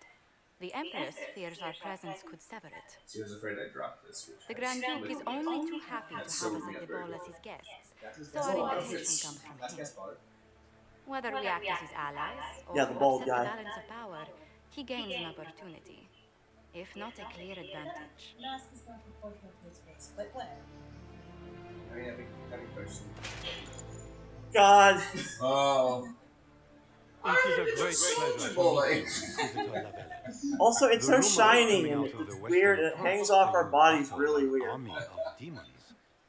Imagine what the Inquisition could accomplish with the full support of the rightful Emperor of Olay. Can you point me towards the Sugarfoot Fairy? So seriously, look at this.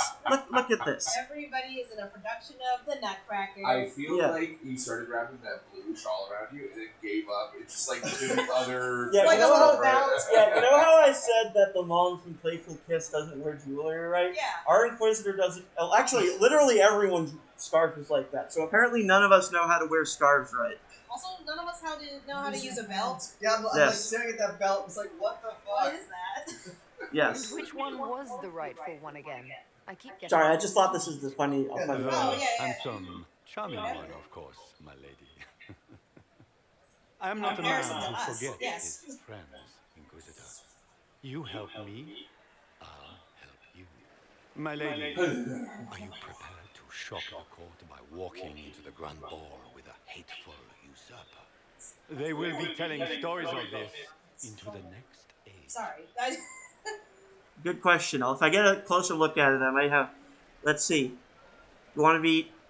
Sure. Because this is a good place. I feel to be kind of playfully I can't imagine snarky. that Yes. crowd has seen anything better than us in their entire lives. You're a woman. I think that is supposed to be like a fur of an animal that he's wearing. As a friend, Okay, God, he is the there's Lamont another you with the could Playful undertake Kiss. this evening. Hell. What is This that? elven Okay, I will say the woman, rest of his outfit is I fine. suspect that she Apart from, intends you to know, the disrupt mask. the negotiations. I mean, My people there's have not much found about these ambassadors Orleans all with over the masks, fortifications. Yeah, well, I mean, there are a few Orleans who actually make masks look good, I think. that's true.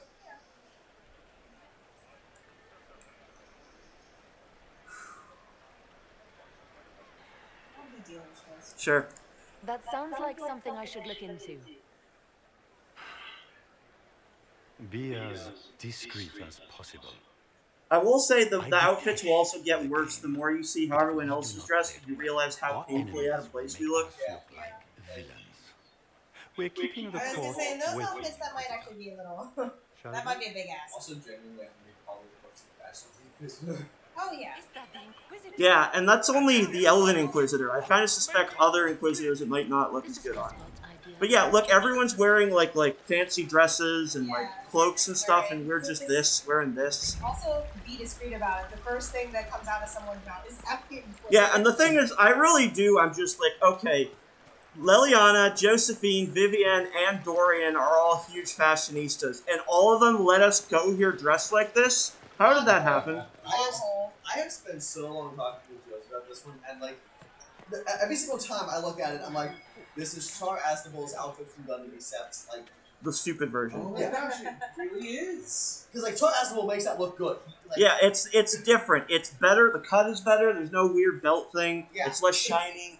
It's like it also frames his body better. Yeah. Like the point of like okay, actually, I think part of the issue is that the shoulder pads slope downward. Like the point of shoulder pads is they're supposed to be like horizontal, right? So they make your shoulders look bigger. Yeah. But these don't actually make your shoulders look bigger. Yep. They don't make her look. They don't give her strong shoulders. Shoulders. Rabbit, have you seen a ring anywhere? It was a gift from the Countess Montbella. I feel like that's a racial slur, but a confusing one. Yeah, I guess because long ears. I guess. Well, is this ring particularly valuable? Its worth in coin is not as important as its social value. Maybe you took the wraps off your eyes. Of the Council of Heralds. If she finds out I lost it, she will never forgive me. Not even if I live to be 1,000 years old. Go for it. Well, I will say we actually. You'll see that there's actually a reason I don't want to do that one. Terrible predicament. That's fair. Which you'll see in a moment. No, there's like. If there wasn't consequence, I would say go look for it because you call us rabbits. Yes. Yeah. I would agree, but the thing is, let me show. Well, okay, so you see this thing. It says court approval. Literally every single thing while we're at the court is going to have either positive or negative approval. And the thing is that because they're racist, this number actually starts out lower for an Elven Inquisitor than it does for a human. Oh, I was gonna say, we're at 30. Yes, if it's for a human, it starts at 40. But bringing Vivienne, I think. Bringing Vivienne, if you're a mage of any race, including an elf, will give you a bonus to influence that we will be getting shortly. I think it wasn't just a mage, because I swear I got it when I was a... I don't think that's how it's supposed to work, but I don't know, but I'm not sure. Did you do a Templar roll? No. Oh, no? Okay, sorry. That's I think it is supposed to be exclusively for a mage, so I'm not sure what happened there. Yeah. You just gain court approval. You got 5. You are a treasure. Yeah, you want to apologize for the rabbit thing, lady? You have saved me a lifetime of mortification. How can I thank you enough? Honestly, I feel like this is this is kind of those things where I feel like every human in this game should just give me $5. Yeah. No, genuinely, I feel like it was like one step removed from like, oh, you're a precious rabbit, thank you. Yeah. It's like, actually, and what's funny is that I genuinely don't remember hearing that one anywhere else. So I feel like it's just a sign of like how bad the place is that like we're literally learning new racial slurs here. I swear I think we actually saw it in the Josh read earlier. Oh, maybe, yeah. I swear I couldn't.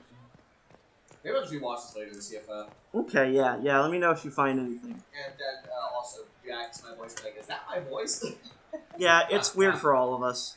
I know. That's why I haven't watched back any one of our series, because I'm like, I want to hear my voice. Yeah, thankfully I don't think you have to. I don't think you missed any of them. Oh yeah, so these are things that we will be using to unlock various doors. There is one immediately downstairs, but I want to save them, so I won't be using it for that.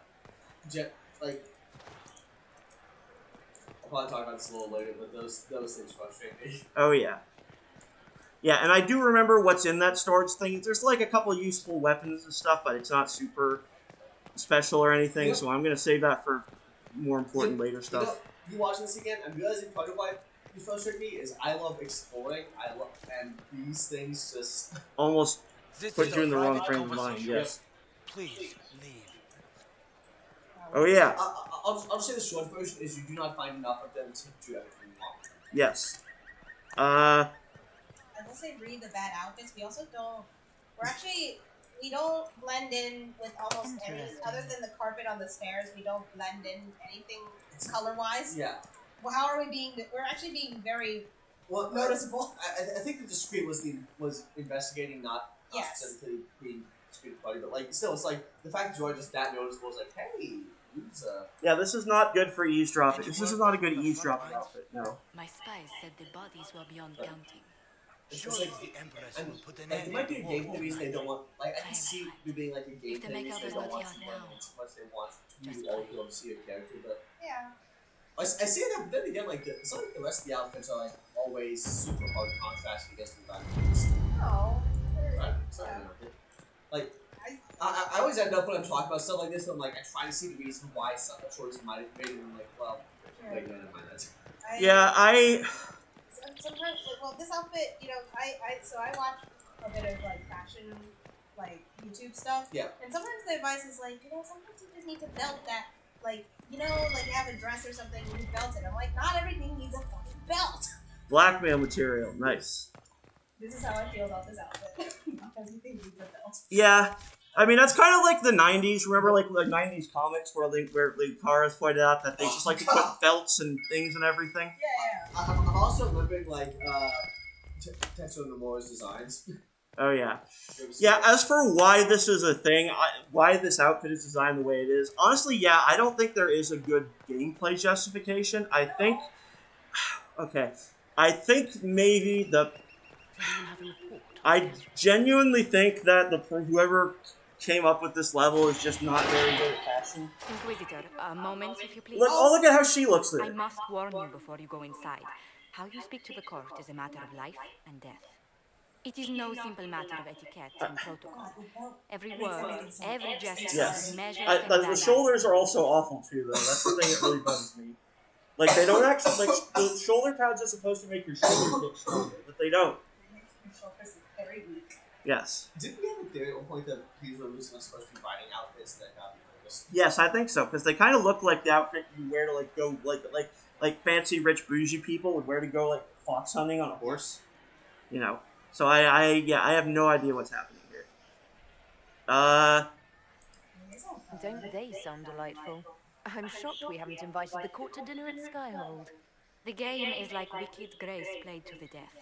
You must never reveal your cards. Wicked Grace is When fantasy you meet the poker. Empress, the eyes of the entire court will be upon Actually, we'll get to play it later. You are safer in the Fade with the Firteman.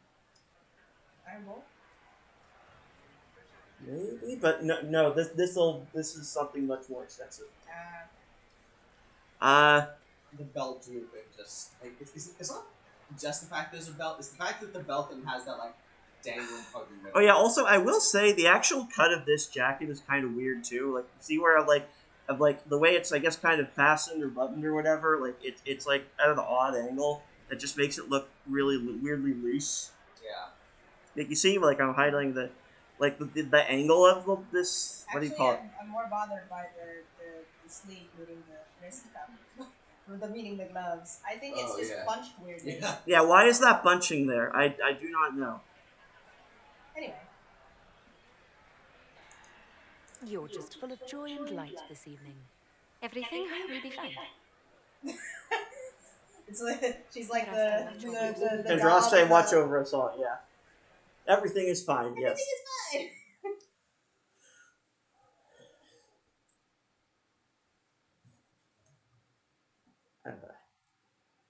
I actually think the outfit also looks a little better on Inquisitor just because your Inquisitor has red hair, whereas mine had black hair, which was like, yeah, that was a terrible.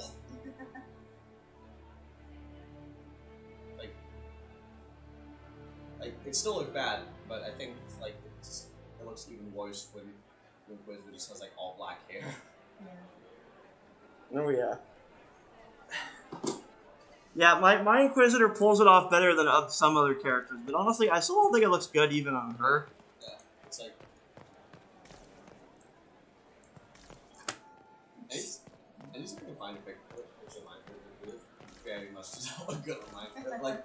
Yeah. Like, it doesn't look like it doesn't look like. I wish there was more news coming from the convent. Hello, Varric. Oh yeah, there's Varric in the outfit. What's the sum? Yeah, he just... forgot about that.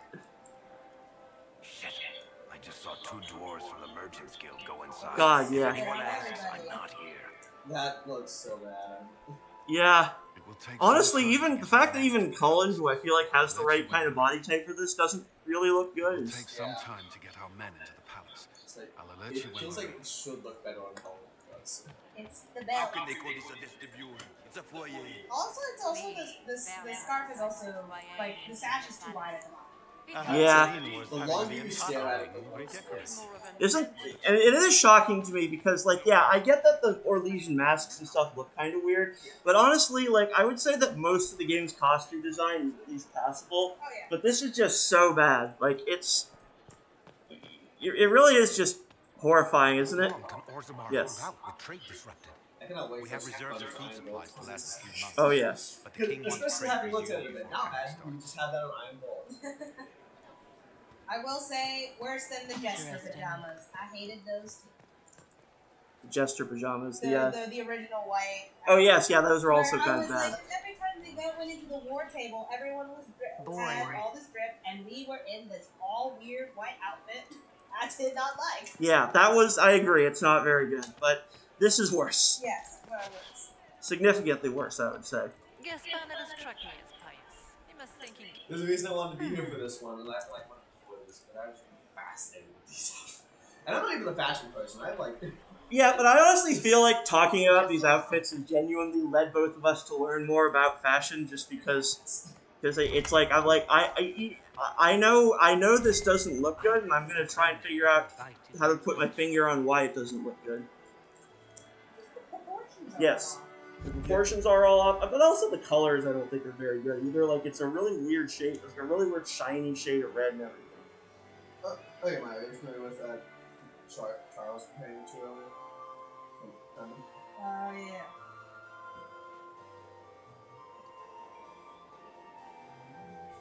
It's like that's the good version of this outfit. Oh, okay, I see. Like, like you see what I mean by that? Actually looks good. No, yeah. And now presenting It's a much better version of the Grand Duke similar Gaspar de Chalon, concept. Yes. and accompanying him, Lady Inquisitor Lavelle. Yes.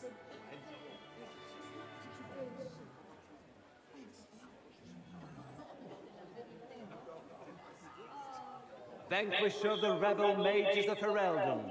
Excuse me, we liberated of the mage mages. underground. Screw you a little bit. Champion of the blessed and drastic. Oh god, actually, yeah, wait, wait till you see Vivienne is also just... I'm like, girl, how did they talk you into wearing this? Madame Vivienne, first enchanter of the Circle of Magi, Yes. enchanter of the Imperial Court, mistress of the Duke of Ghislaine, renowned author Tharic Dethris, head of Noble House Dethris. I'm walking very slowly just because I do like many hearing announcements about people. The Iron Bull, leader of the famed mercenary company Bull's Chargers, as the name might imply. Sir Callum Stanton Rutherford of Honley, command of the forces of the Inquisition. Oh yeah. I'll share you. Yeah. Lady Liliana, Nightingale of the Imperial Court, veteran of the Fifth Blight, Seneschal of the Inquisition, and left hand of the Divine. And Lady Josephine Charette Montillier of Antiva City, Ambassador of the Inquisition. Charette. That's her middle name. I will say, I like the fact... One thing I like about this is that it canonically confirms that Liliana literally has only one name. Like, they just said Lady Liliana. So she's like Madonna, or like Teller from Penn and Teller. She just... Maybe she got her name legally changed or something, but she literally doesn't have a last name. I love that for her. It feels like a phone if she said like the Nightingale. I know that's like I know that like Nightingale is just a nickname basically, but Yeah. But no, I think that she prefers to just My be dear Liliana. sister. She's like, I need no other Grand title, Duke, bitch. Like we Madonna. are She's just always Madonna. honored when your presence graces our court. Don't waste my time with pleasantries, Celine. Oh We yeah. have business. See, some of them honestly look good in We these will meet outfits. for the I negotiations think even the mask after is we have worn seen off. to our other guests. I like that little like Mayan sun thing. Inquisitor. Oh hell yeah, it's cool as fuck. Lady Inquisitor. And we again, welcome compare you her to the us. Winter Palace. Allow us to present our cousin, the Grand Duchess of Leeds, without whom this gathering would never have been possible. What an unexpected pleasure. I was not aware the Inquisition would be part of our festivities. Nobody expects the We Inquisition. will certainly speak later, Inquisitor. Your arrival at court is like a cool wind on a summer's day. I am delighted to be here, Your Majesty. We have heard much of your exploits, Inquisitor. They have made grand tales for long evenings. Probably in part because her dress is stiff. Like, it kind of does look like there's probably some hard parts to that dress. I have no words to suffice. Halam Shiral has many beauties, and I couldn't do them justice. Your modesty does you credit, and speaks well for the Inquisition. Yeah, I think that is what's supposed to be. Like, I feel like she's moving her arm in a way that implies that, like, there's probably a lot of, like, solid foundation in that dress, you know? Like, I don't know what the term for it is, but, like... Inquisitor. Scaffolding? I don't know. Oh god, I forgot how to look at Liliana. Yeah, look at Liliana. It's just...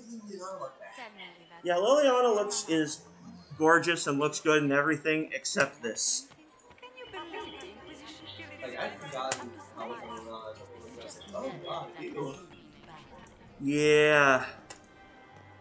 What were they doing? I admittedly missed it, so I'll be surprised if We'll be seeing it shortly. Yeah. Oh, actually, here. Oh, Josephine, is this her? Inquisitor, please allow me to present to you my younger sister, Yvette Gabriella Montoya. Delighted to meet you, Lady Montilier. Inquisitor, I've heard so much about you, but not as much as I want. Josephine writes, but she never tells me anything. Is it true? You and Josephine are going to elope and move to the Anderfelds and join the Grey Wardens and fight Darkspawn? Yvette, I want to know. I'm gonna say it. Yeah. I already packed our bags, didn't I, darling? I knew it. Inquisitor, please give her no more ammunition. I beg you. Yeah, so that's a dialogue you only get if you and Josie are together.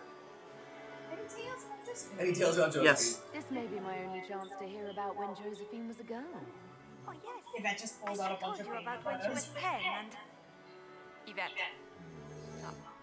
Fine. What about when we were climbing the cliffs by the... No. Once told the Duke of... Absolutely not. She still plays with her doll collection when no one's looking. Yvette. That's absurd. Absolutely preposterous. I love that one so much. Again, that's a methinks the lady doth protest too much kind of thing. Which power should the Inquisition throw its weight behind? Celine has held the throne successfully for years. I see no profit in ousting her. Gaspard has run military campaigns but never a kingdom. His transition would be, let us say, chaotic. Tell me about yourself, Lady Yvette. This is the first time I've encountered any of Josephine's family. She would forget to mention the artists. I've been studying painting under Antiva's royal tutors. You should be proud, Josie. I'm going to be exhibiting my work next season in the city's biggest salon. Have you actually sat down and finished the painting yet?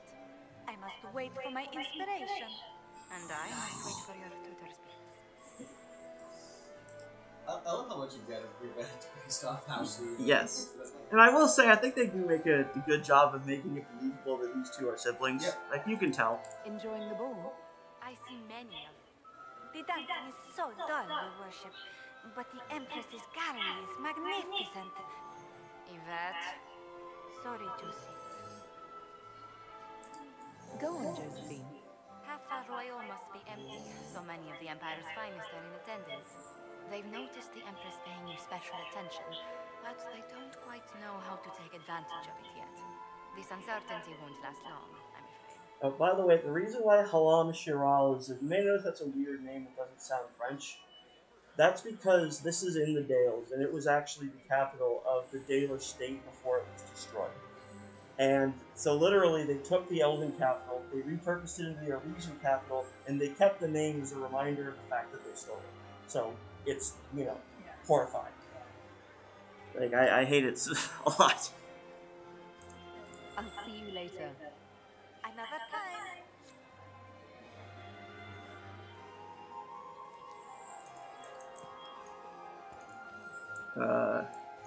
So yeah, we got to meet her sister. Not since his regiment joined the fighting. How could the others afford to renovate the palace without war? Okay, this is like stuff about Peter in Orlais, which actually is fun. And we can read it later, but there's a bunch of these codex entries, so I'll probably wait to like go back and read them once we have multiple of them. I'm sure there's a couple. Oh yes. Here we go. Oh my god. And here we are. You haven't embarrassed yourself as much as I feared. Yeah, no. I genuinely didn't recognize. Any words of wisdom for navigating the ballroom? Speak to the council. How did they talk her into this? Six of them are here tonight. The seventh member of the council is indisposed. Oh, that's a hint, by the way. His Remember that absence will complicate the that negotiations. he's relevant The later. council are That's the highest seventh ranking member of the players council. in the game. They see everything. They might know something we can use. I've always wondered, what's the Orlesian fascination with masks? We all wear masks, my dear, not just the people in Orlais. Okay, what's the Who you are as a daughter, a lover, a friend, are very different people from the Inquisitor. I think she will get to that. Orlesians codify this truth, make it visible. By giving So it's like a philosophical stance, I think it's required. They believe they can be their truest selves, unmasked.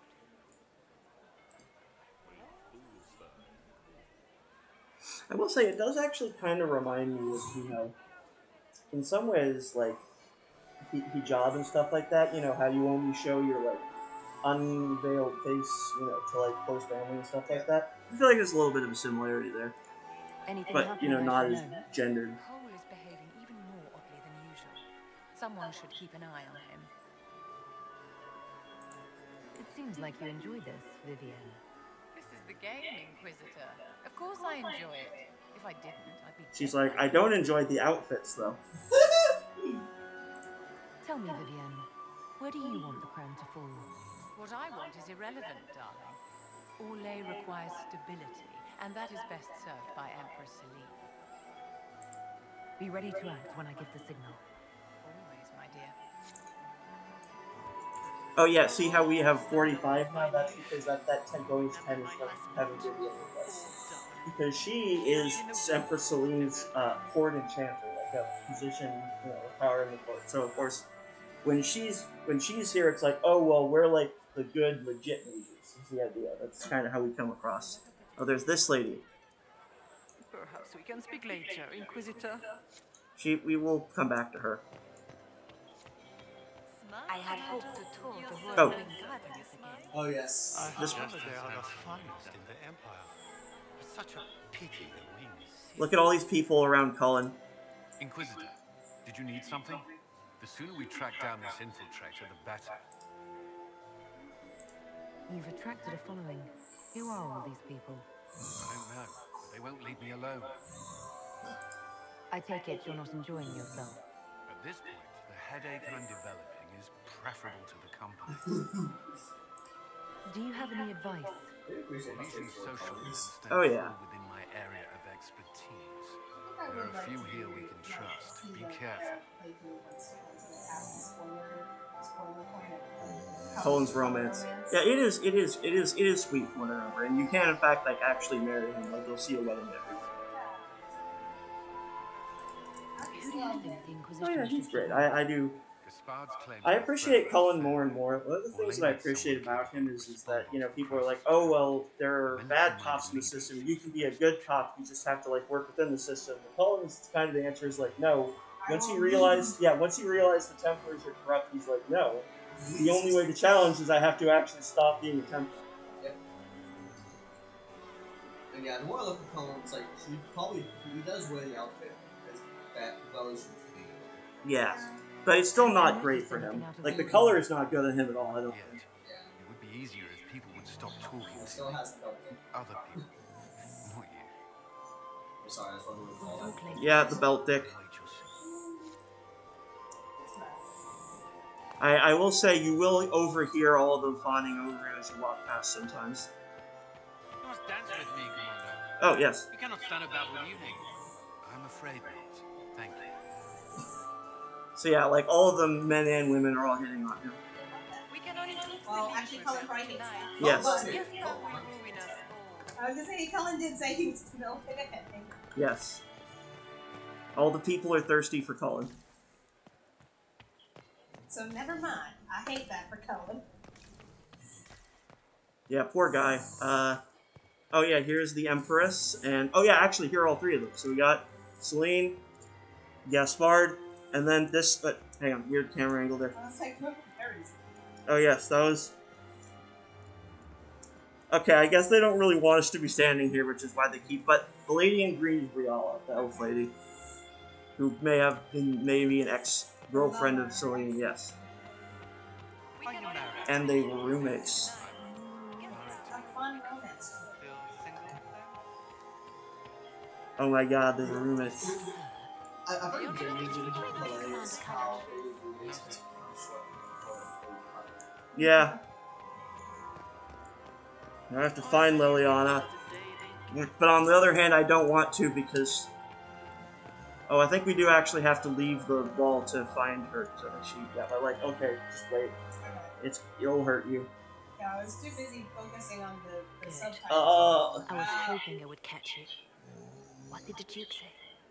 He points the finger at Ambassador Brianna. The ambassador is up to something, but she can't be our focus. The best place to strike at Celine is from her side. Empress Celine is fascinated by mysticism, foreseeing the future, speaking with the dead, that sort of rubbish. She has an occult advisor, an apostate who charmed the Empress and two members of the court as if by magic. I've had dealings with her. her. Yes, agreed. She is ruthless. No, that's what this outfit does. Like, the longer you stare at it, the more it's just like, everything is wrong. Everything you see is wrong. Yes. That was always fun. Josh, I think he's still asleep. I think he's just sleeping.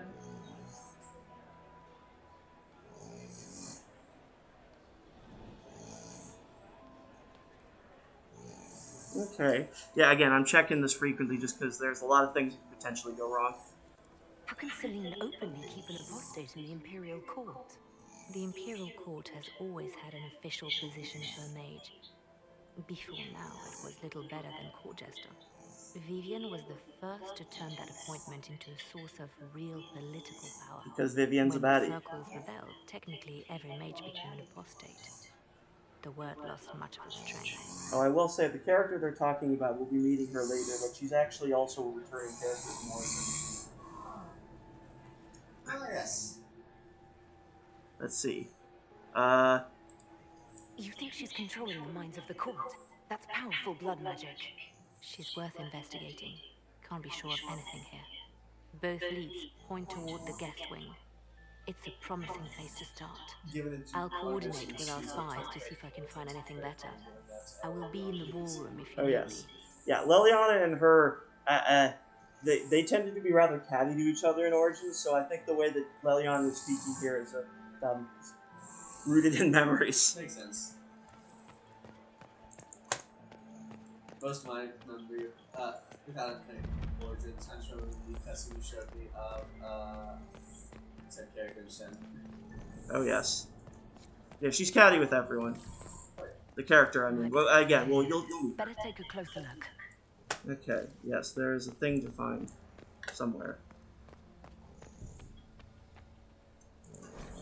The Art of the Winter Palace, Triumph of the Dragon Age, commissioned by Empress Celine in honor of the Grey Warden actions at the Battle of Denerim, which ended the Fifth Blight. Yeah, actually, because this is a thing commemorating Wardens, if you bring Blackball, he'll be hanging out in this room. And Chris, one thing you'll be interested in is that if you bring him, you'll find a couple nobles talking to him and saying that he looks familiar to them, but they can't place it.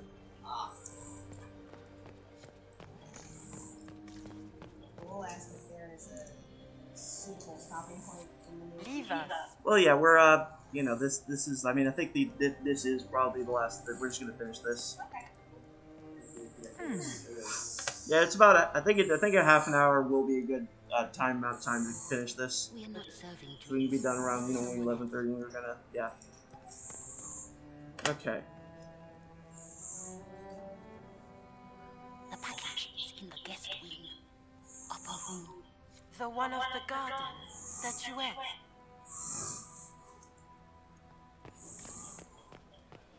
I think I'm both in this hall.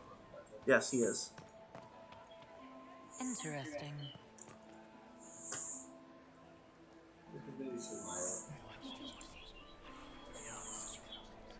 I will say one Good to thing know. about the Wings Club is that they apparently work with fashion designers. Ooh.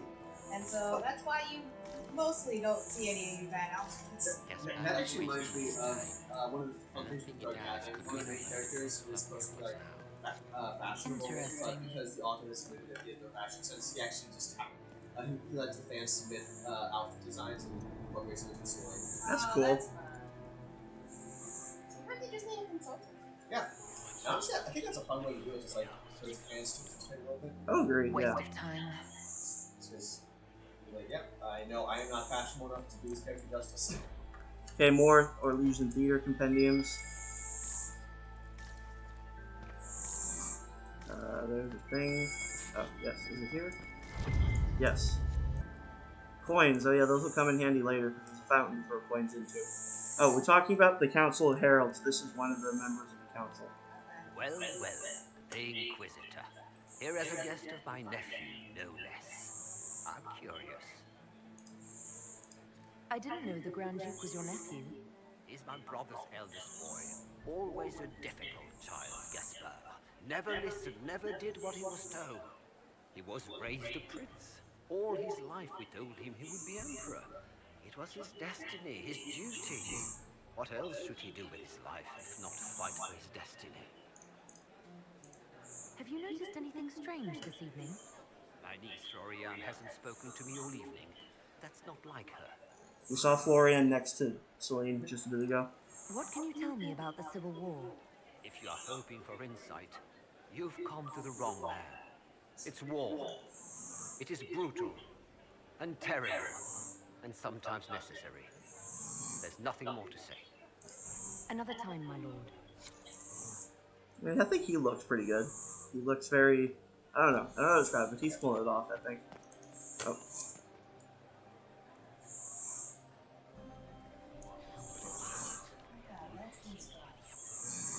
Boring. The Inquisitor just low-key judging people for having really boring secrets.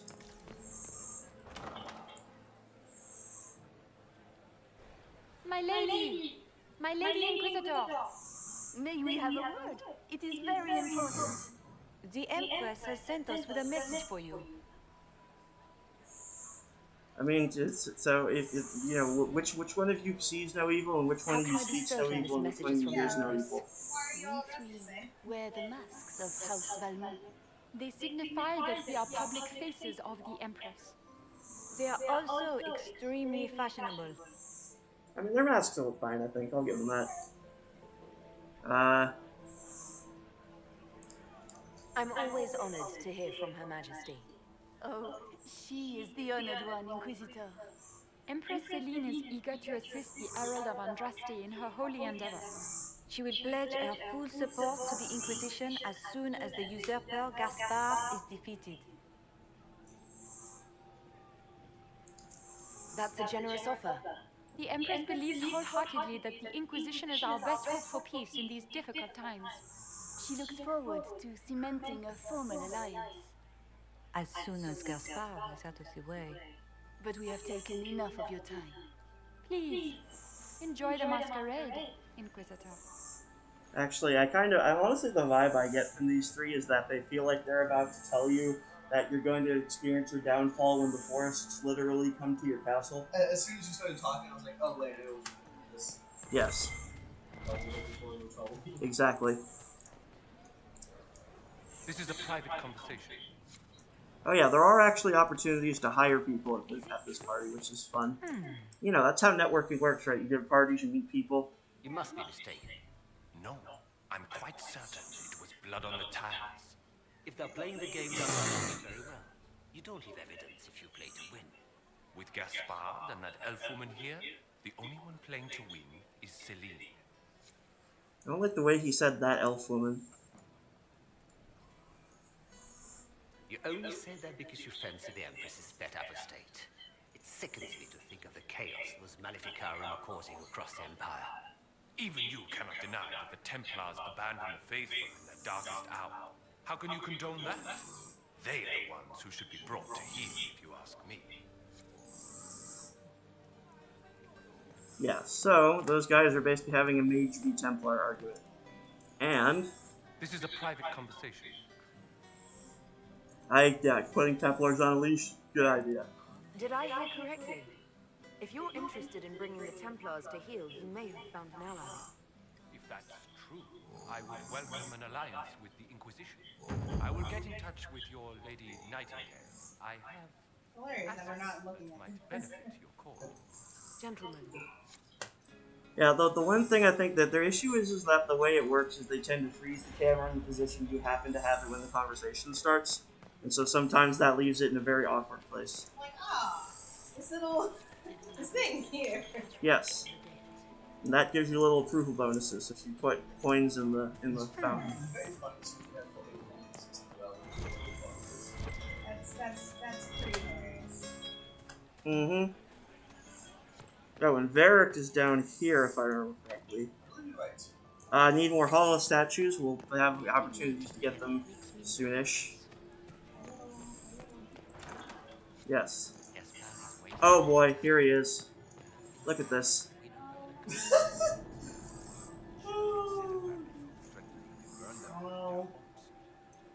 There's a reason that Iron Bull's the one that always stuck with me as like this is not. You got anything that needs killing? Because the nobles keep messing with me and they think I don't know they're doing it. If this keeps up, I'm gonna wear somebody's skull as my fancy little mask. If they keep calling me racist things, so honestly, go off, Iron Bull. Oh, you want to see an example of how Iron Bull is actually, like you said, he's letting them think he's dumb, but he's, yeah. Look at this with the eyes of a Ben Hastrath and tell me what you see. It's a mess. Everyone's trying so hard to hide that they're walking around in plumage. Makes it tough to spot the dangerous lies, as opposed to the normal stuff. Oh, but that couple over there with the silver masks, the woman's doing one of the nobles, and the guy's doing two different servants. I will say that's interesting that he says that the masks actually are making it difficult for him to get a read on people, not because he can't read their expressions, but because everyone is so aggressively hiding things. Yeah. So I kind of feel like, yeah, that's the point. Like, that's kind of interesting. And it's like what Vivienne said, it's like we believe that by intentionally bringing, by basically intentionally making everything artifice, we make it easier to be truthful when you want to. Yep. But also, the part I find interesting is that it purposely encompasses the duality of Iron Bull in a way. It's just where he says like, they think they don't know. I don't know that they're messing with me. I'm going to wear their skulls as trophies. Yeah, because like he knows 100% what they're doing, but also he is still a growing warrior. Yes, exactly. What do you think of the masks the nobles are wearing? They're no good as disguises, and they don't cover the mouth or hide body language, so they're not much help for lying.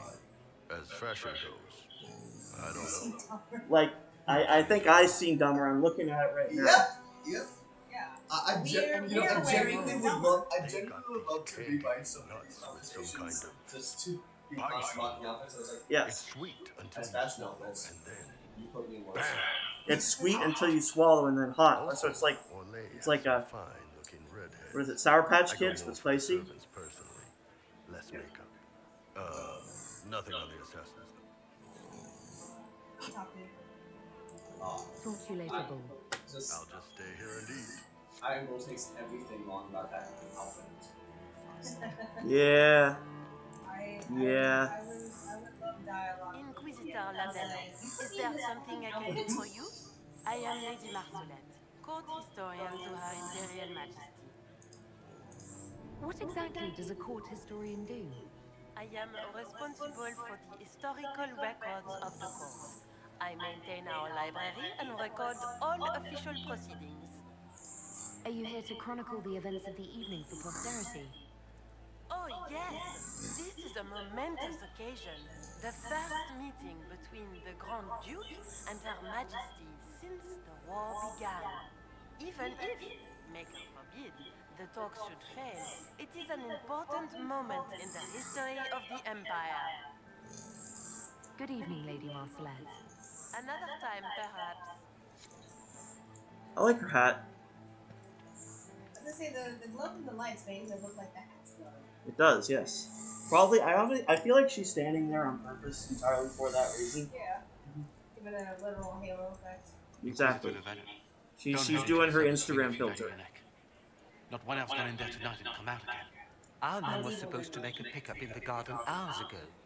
Bastard's likely dead by now. Yeah, so this is actually interesting because if you play as a non-elf, you'll have to eavesdrop. But as you can see, if you're an elf, they'll just warn you straight up, without having to eavesdrop. Hey, like a bunch of elves will be disappearing in the garden. Watch out. It's like a cool little moment, Did you hear what Gaspard said to Duke Germain? His own uncle. Germain bore his nephew's spite better than the rest of the council. Did you see that panicked attaché roaming about?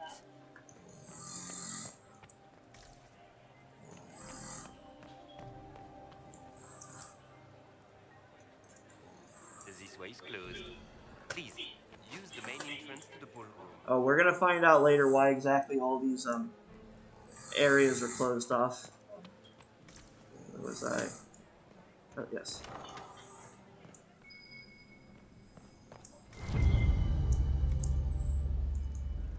Well. What's this?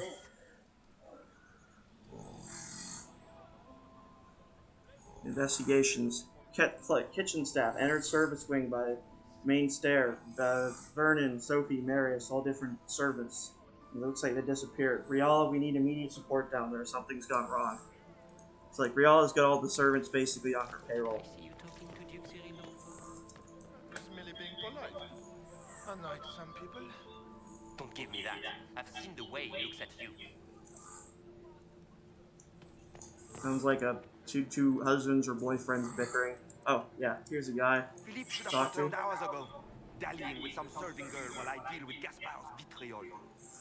Philippe's a jerk.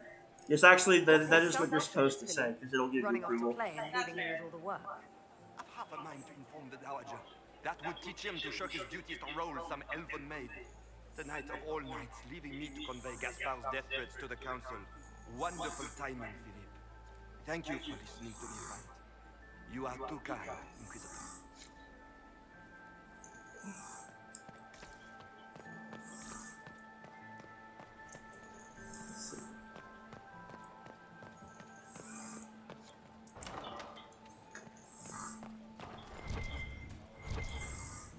Okay, now I'm going to double check this. This is where I start referencing the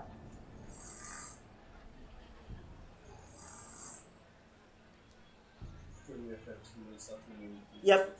I don't. We probably won't finish all of this. I'm fine with stopping midway through, especially because I think as far as parts relevant to you, we've hit the main thing. Yep. Which is because the outfits. I just want to be here to mock the outfits.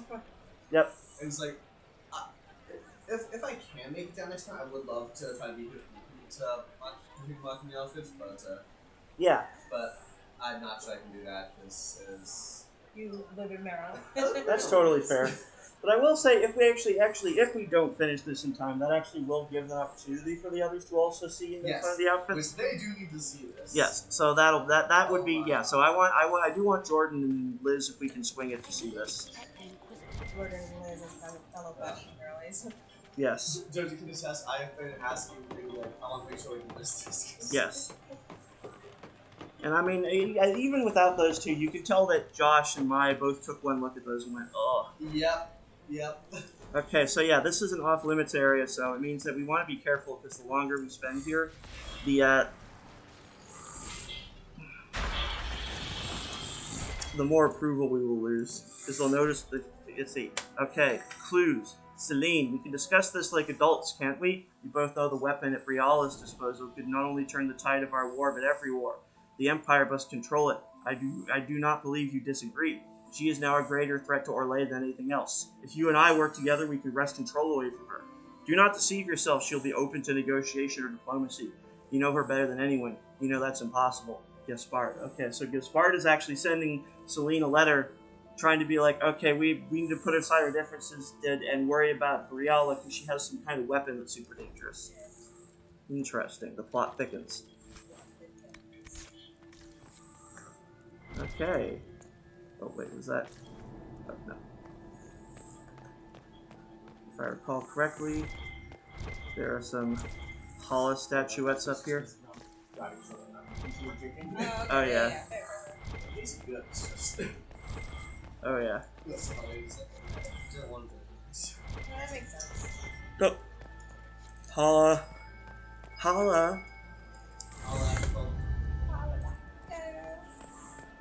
I will say Gilmore Girls was a surprisingly good cover of Callback Girl. Interesting. Good to know. Watch Gilmore Girls, you all. I know Liz hates it because it's in Connecticut, but it's a great series. There's like a part of me that wants to make a joke like, okay, that's valid, but I have like no opinion on it. Well, I mean, she's from it, she's so. from Connecticut. Oh, So it's the problem is it's too local. Oh, that makes sense. It's kind of like how playing Fallout 3 has been strange for me. Investigation. Oh wait, hang on. I want to read a letter first. Lady M. That's well, you'll see, but that's the mage apostate that we were talking about. I need you at my side tonight. The unpleasantness in the royal wing has convinced me there is no safety within the palace. I do not expect my cousin to employ magic, but I would hardly be surprised if he provoked another infestation. Since my court enchanter is not here to assist me, I must rely entirely on you. Actually, well, it is funny because your court enchanter is here now. We brought her, but you know, that's Vivian. Yeah, but he probably wasn't here yet whenever she wrote this. I must rely entirely upon you. There is no one else I can trust. And I'm like, well, don't worry, Celine. She's here. We brought your friend. So, regarding that's the bell. I should get back to the ballroom. Yes. When I was younger, my family had a tendency to watch NCIS together. We would often mock the fact that like it's supposed to take place in like Northern Virginia, but they also go to Norfolk because it's NCIS and most naval base. And we would just every single time mock the words Norfolk, so it's like an African trip. It's like, no, that is a. They just will be like, oh yeah, we'll be down. We'll head down to Norfolk. Like, what? Watch like the again. I will say, Oh yeah, that was just a thing that I actually kind of remembered what the order was, where we unlocked a secret room. But actually, quick context, a fun little thing. Because that bell is ringing, we do want to get back, and we will. That would be the second bell. Fashionably late, yes. So we want to get back at the second bell, because if we get back at the first, the approval stays the same. If we get back at the third, that's too late. But if we get back at the second, again, fashionably late, so that's good for us.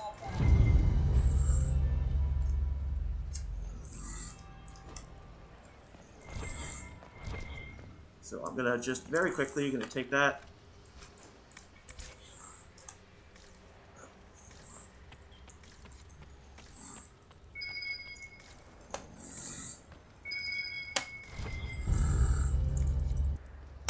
Let's see.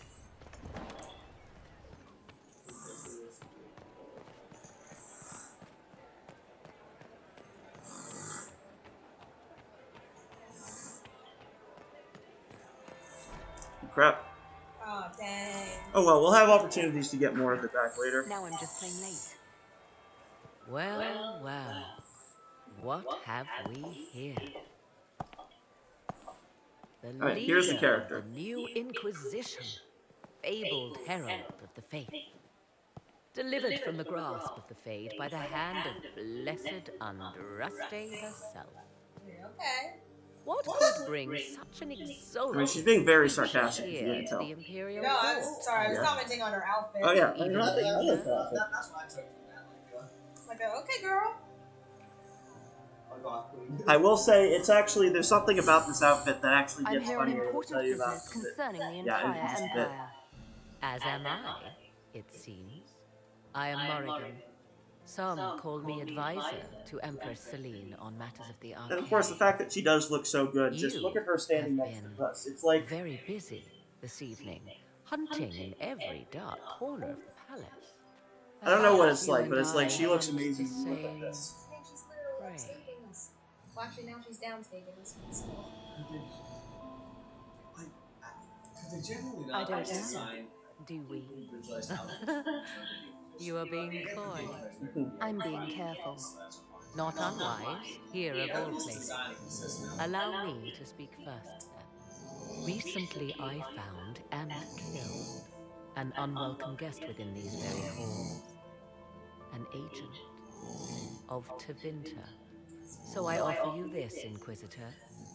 A key found on the Tevinter's body. Where it leads, I cannot say. Yet if Celine is in danger, I cannot leave her side long enough to search. You can. You left Celine alone. Is that wise? I must return to her anon, but she is safe enough. For the moment. 'Twould be a great fool who strikes at her in public in front of all her court and the Imperial Guard.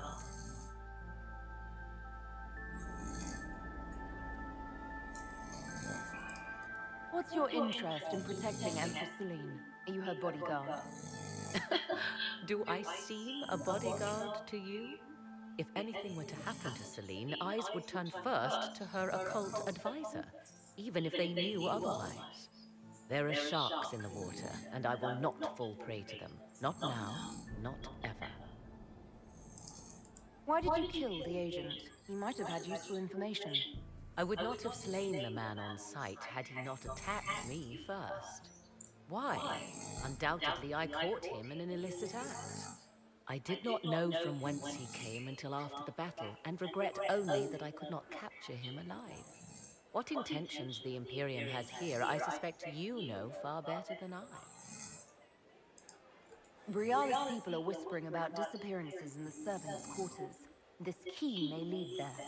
The ambassador does have eyes and ears everywhere, does she not? Proceed with caution, Inquisitor. Enemies abound, and not all of them aligned with Tevinter. What comes next will be most exciting.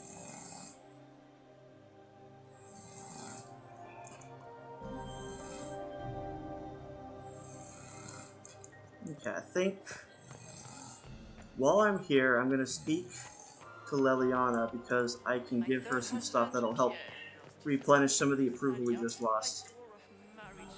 Look at Lady Cambian's slippers. Oh, this is fun, actually. Trimmed with pearls. And emeralds. And those buckles. Toss her into the lake and she'll sink right to the bottom. What a disaster. Unfortunately, I don't think you have a leg to stand on. But yeah.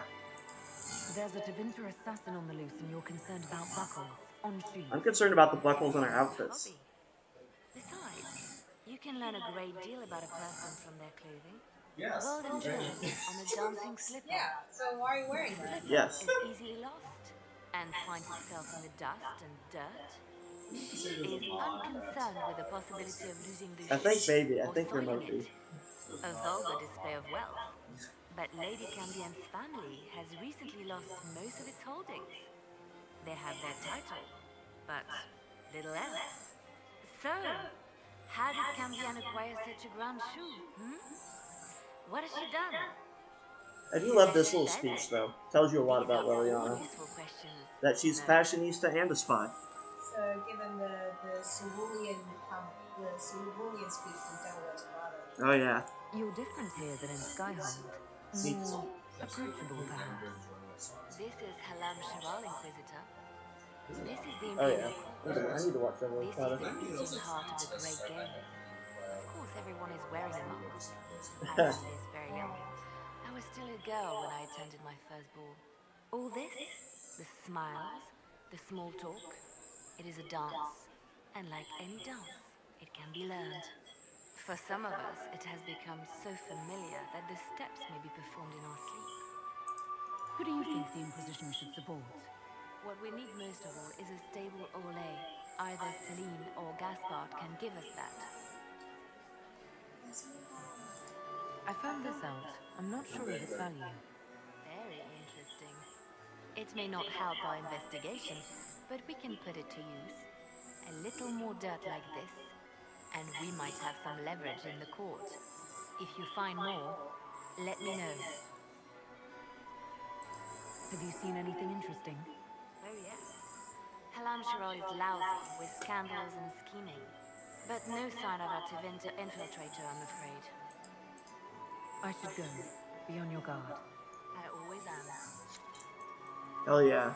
Let me see. Remember if she has something to say yet. Lady Inquisitor. Would you care to dance, Lady? Well, I'll let you see. You, Inquisitor, are a delight. One does not often find foreigners so well versed in the game. But you have other dances to perform first. Perhaps you will save me a dance for later?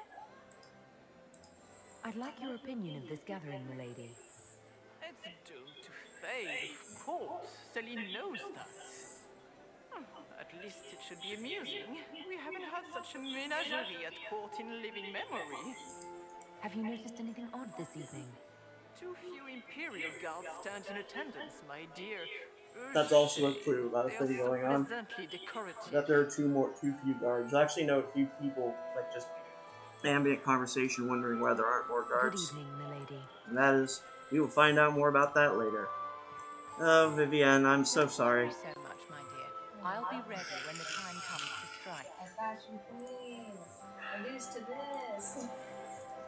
Be ready to act when I give the signal. Be ready for trouble, like that outfit. I'm very glad you were here for this, Chris. The noises, honestly, I'm very glad that they're part of the recording. Like, that's... I hope the recording can pick it up, because I'm... Are you happy to see me at all, Inquisitor? Hello? Enjoying the ball? I see many of the dancing is... Okay, we heard this before. I'm just double checking. Later. Like, I swear I had to have bought Vivienne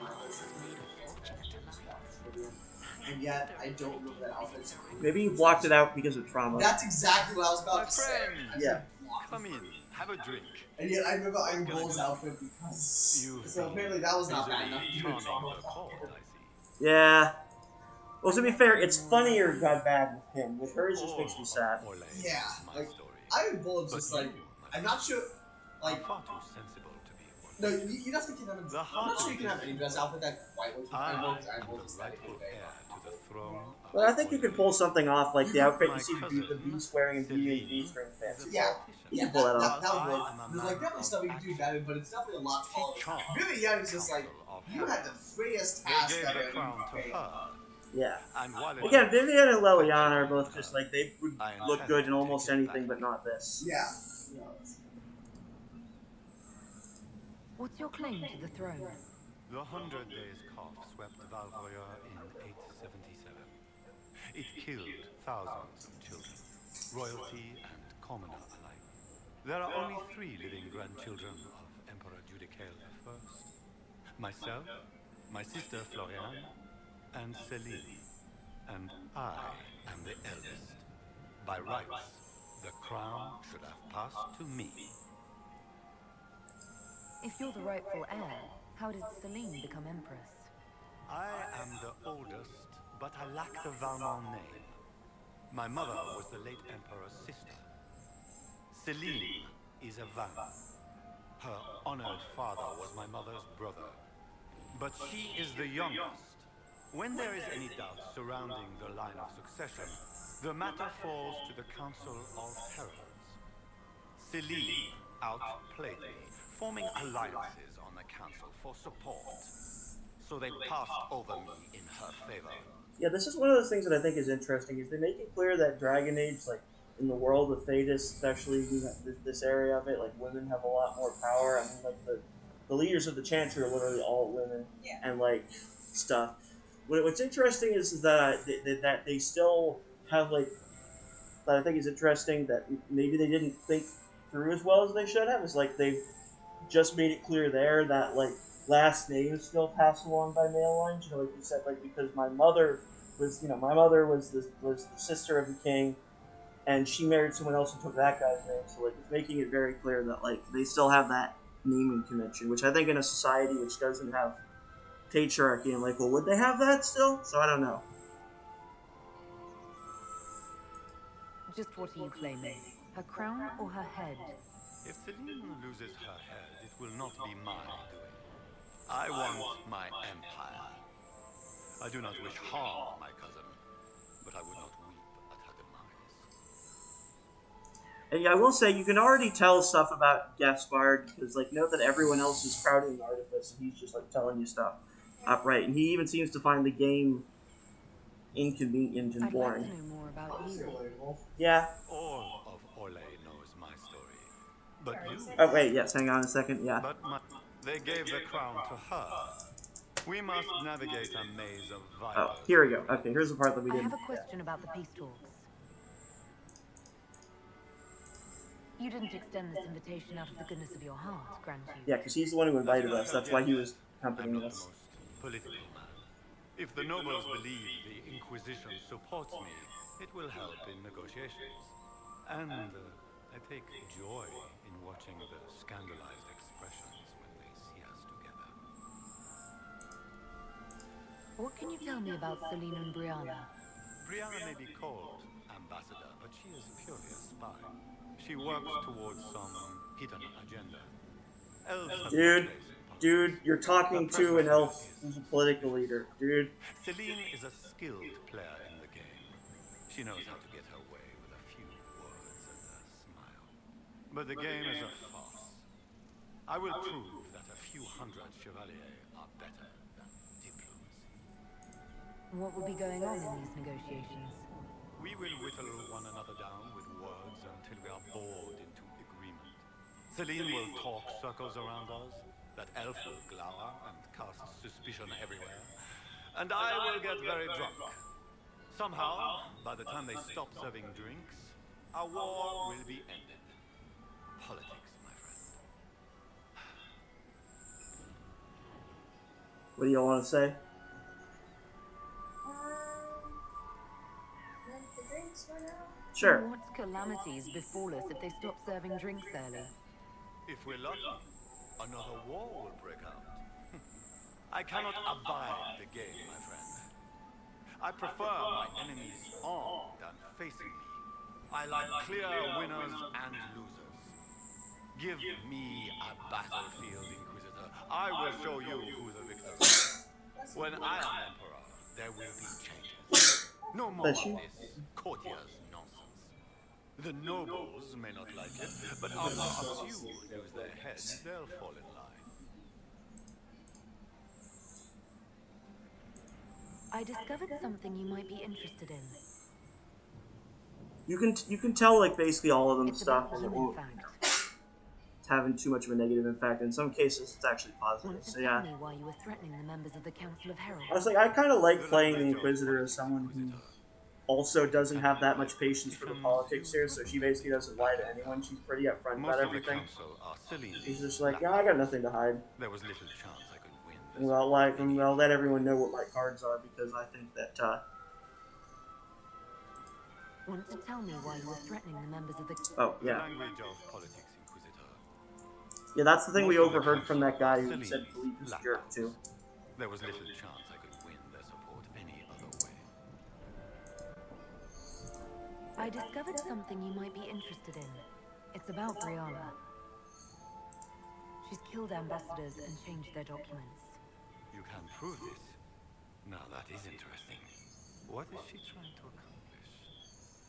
She bears closer watching than I thought. She's got people hidden among the servants all over I'm the also going to palace. tell Briala everything I about suspect him it too, doesn't so much. very equal Couldn't opportunity. confirm it. She's a difficult adversary to predict. There's no telling what move she intends to make. We'll speak later, Duke Gaspard. Another time, friend. Okay. Did you say Gaspard dolls? He and Celine aren't getting anywhere, it's obvious. Hmm.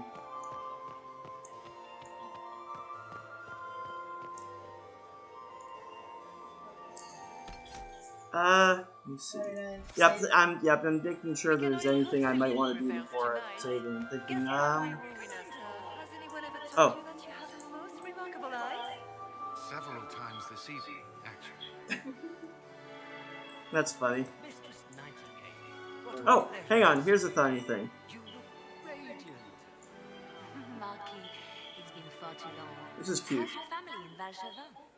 No complaints, my dear, no complaints. You must come to the chateau to see the girls. They will be overjoyed. Oh, I've missed them very much. Little I think she's talking to that guy. Yeah. No? 11. And already Aww. how they grow. Perhaps I shall call on you soon. Excellent. Now I must dance with the dowager. It was lovely to see you, my dear. That was cute. I do like it when we get to see moments of the softer side to Liliana. Alright. Negotiations are going well. Yeah, restroom's down that hall. Second door to your right. Alright. So yeah, again, I think we should be able to show our friends the ridiculous outfits next time. I would love to hear about your time in the capital. How you doing, Another Josh? time, perhaps. Another time, perhaps. How you doing? What are you doing?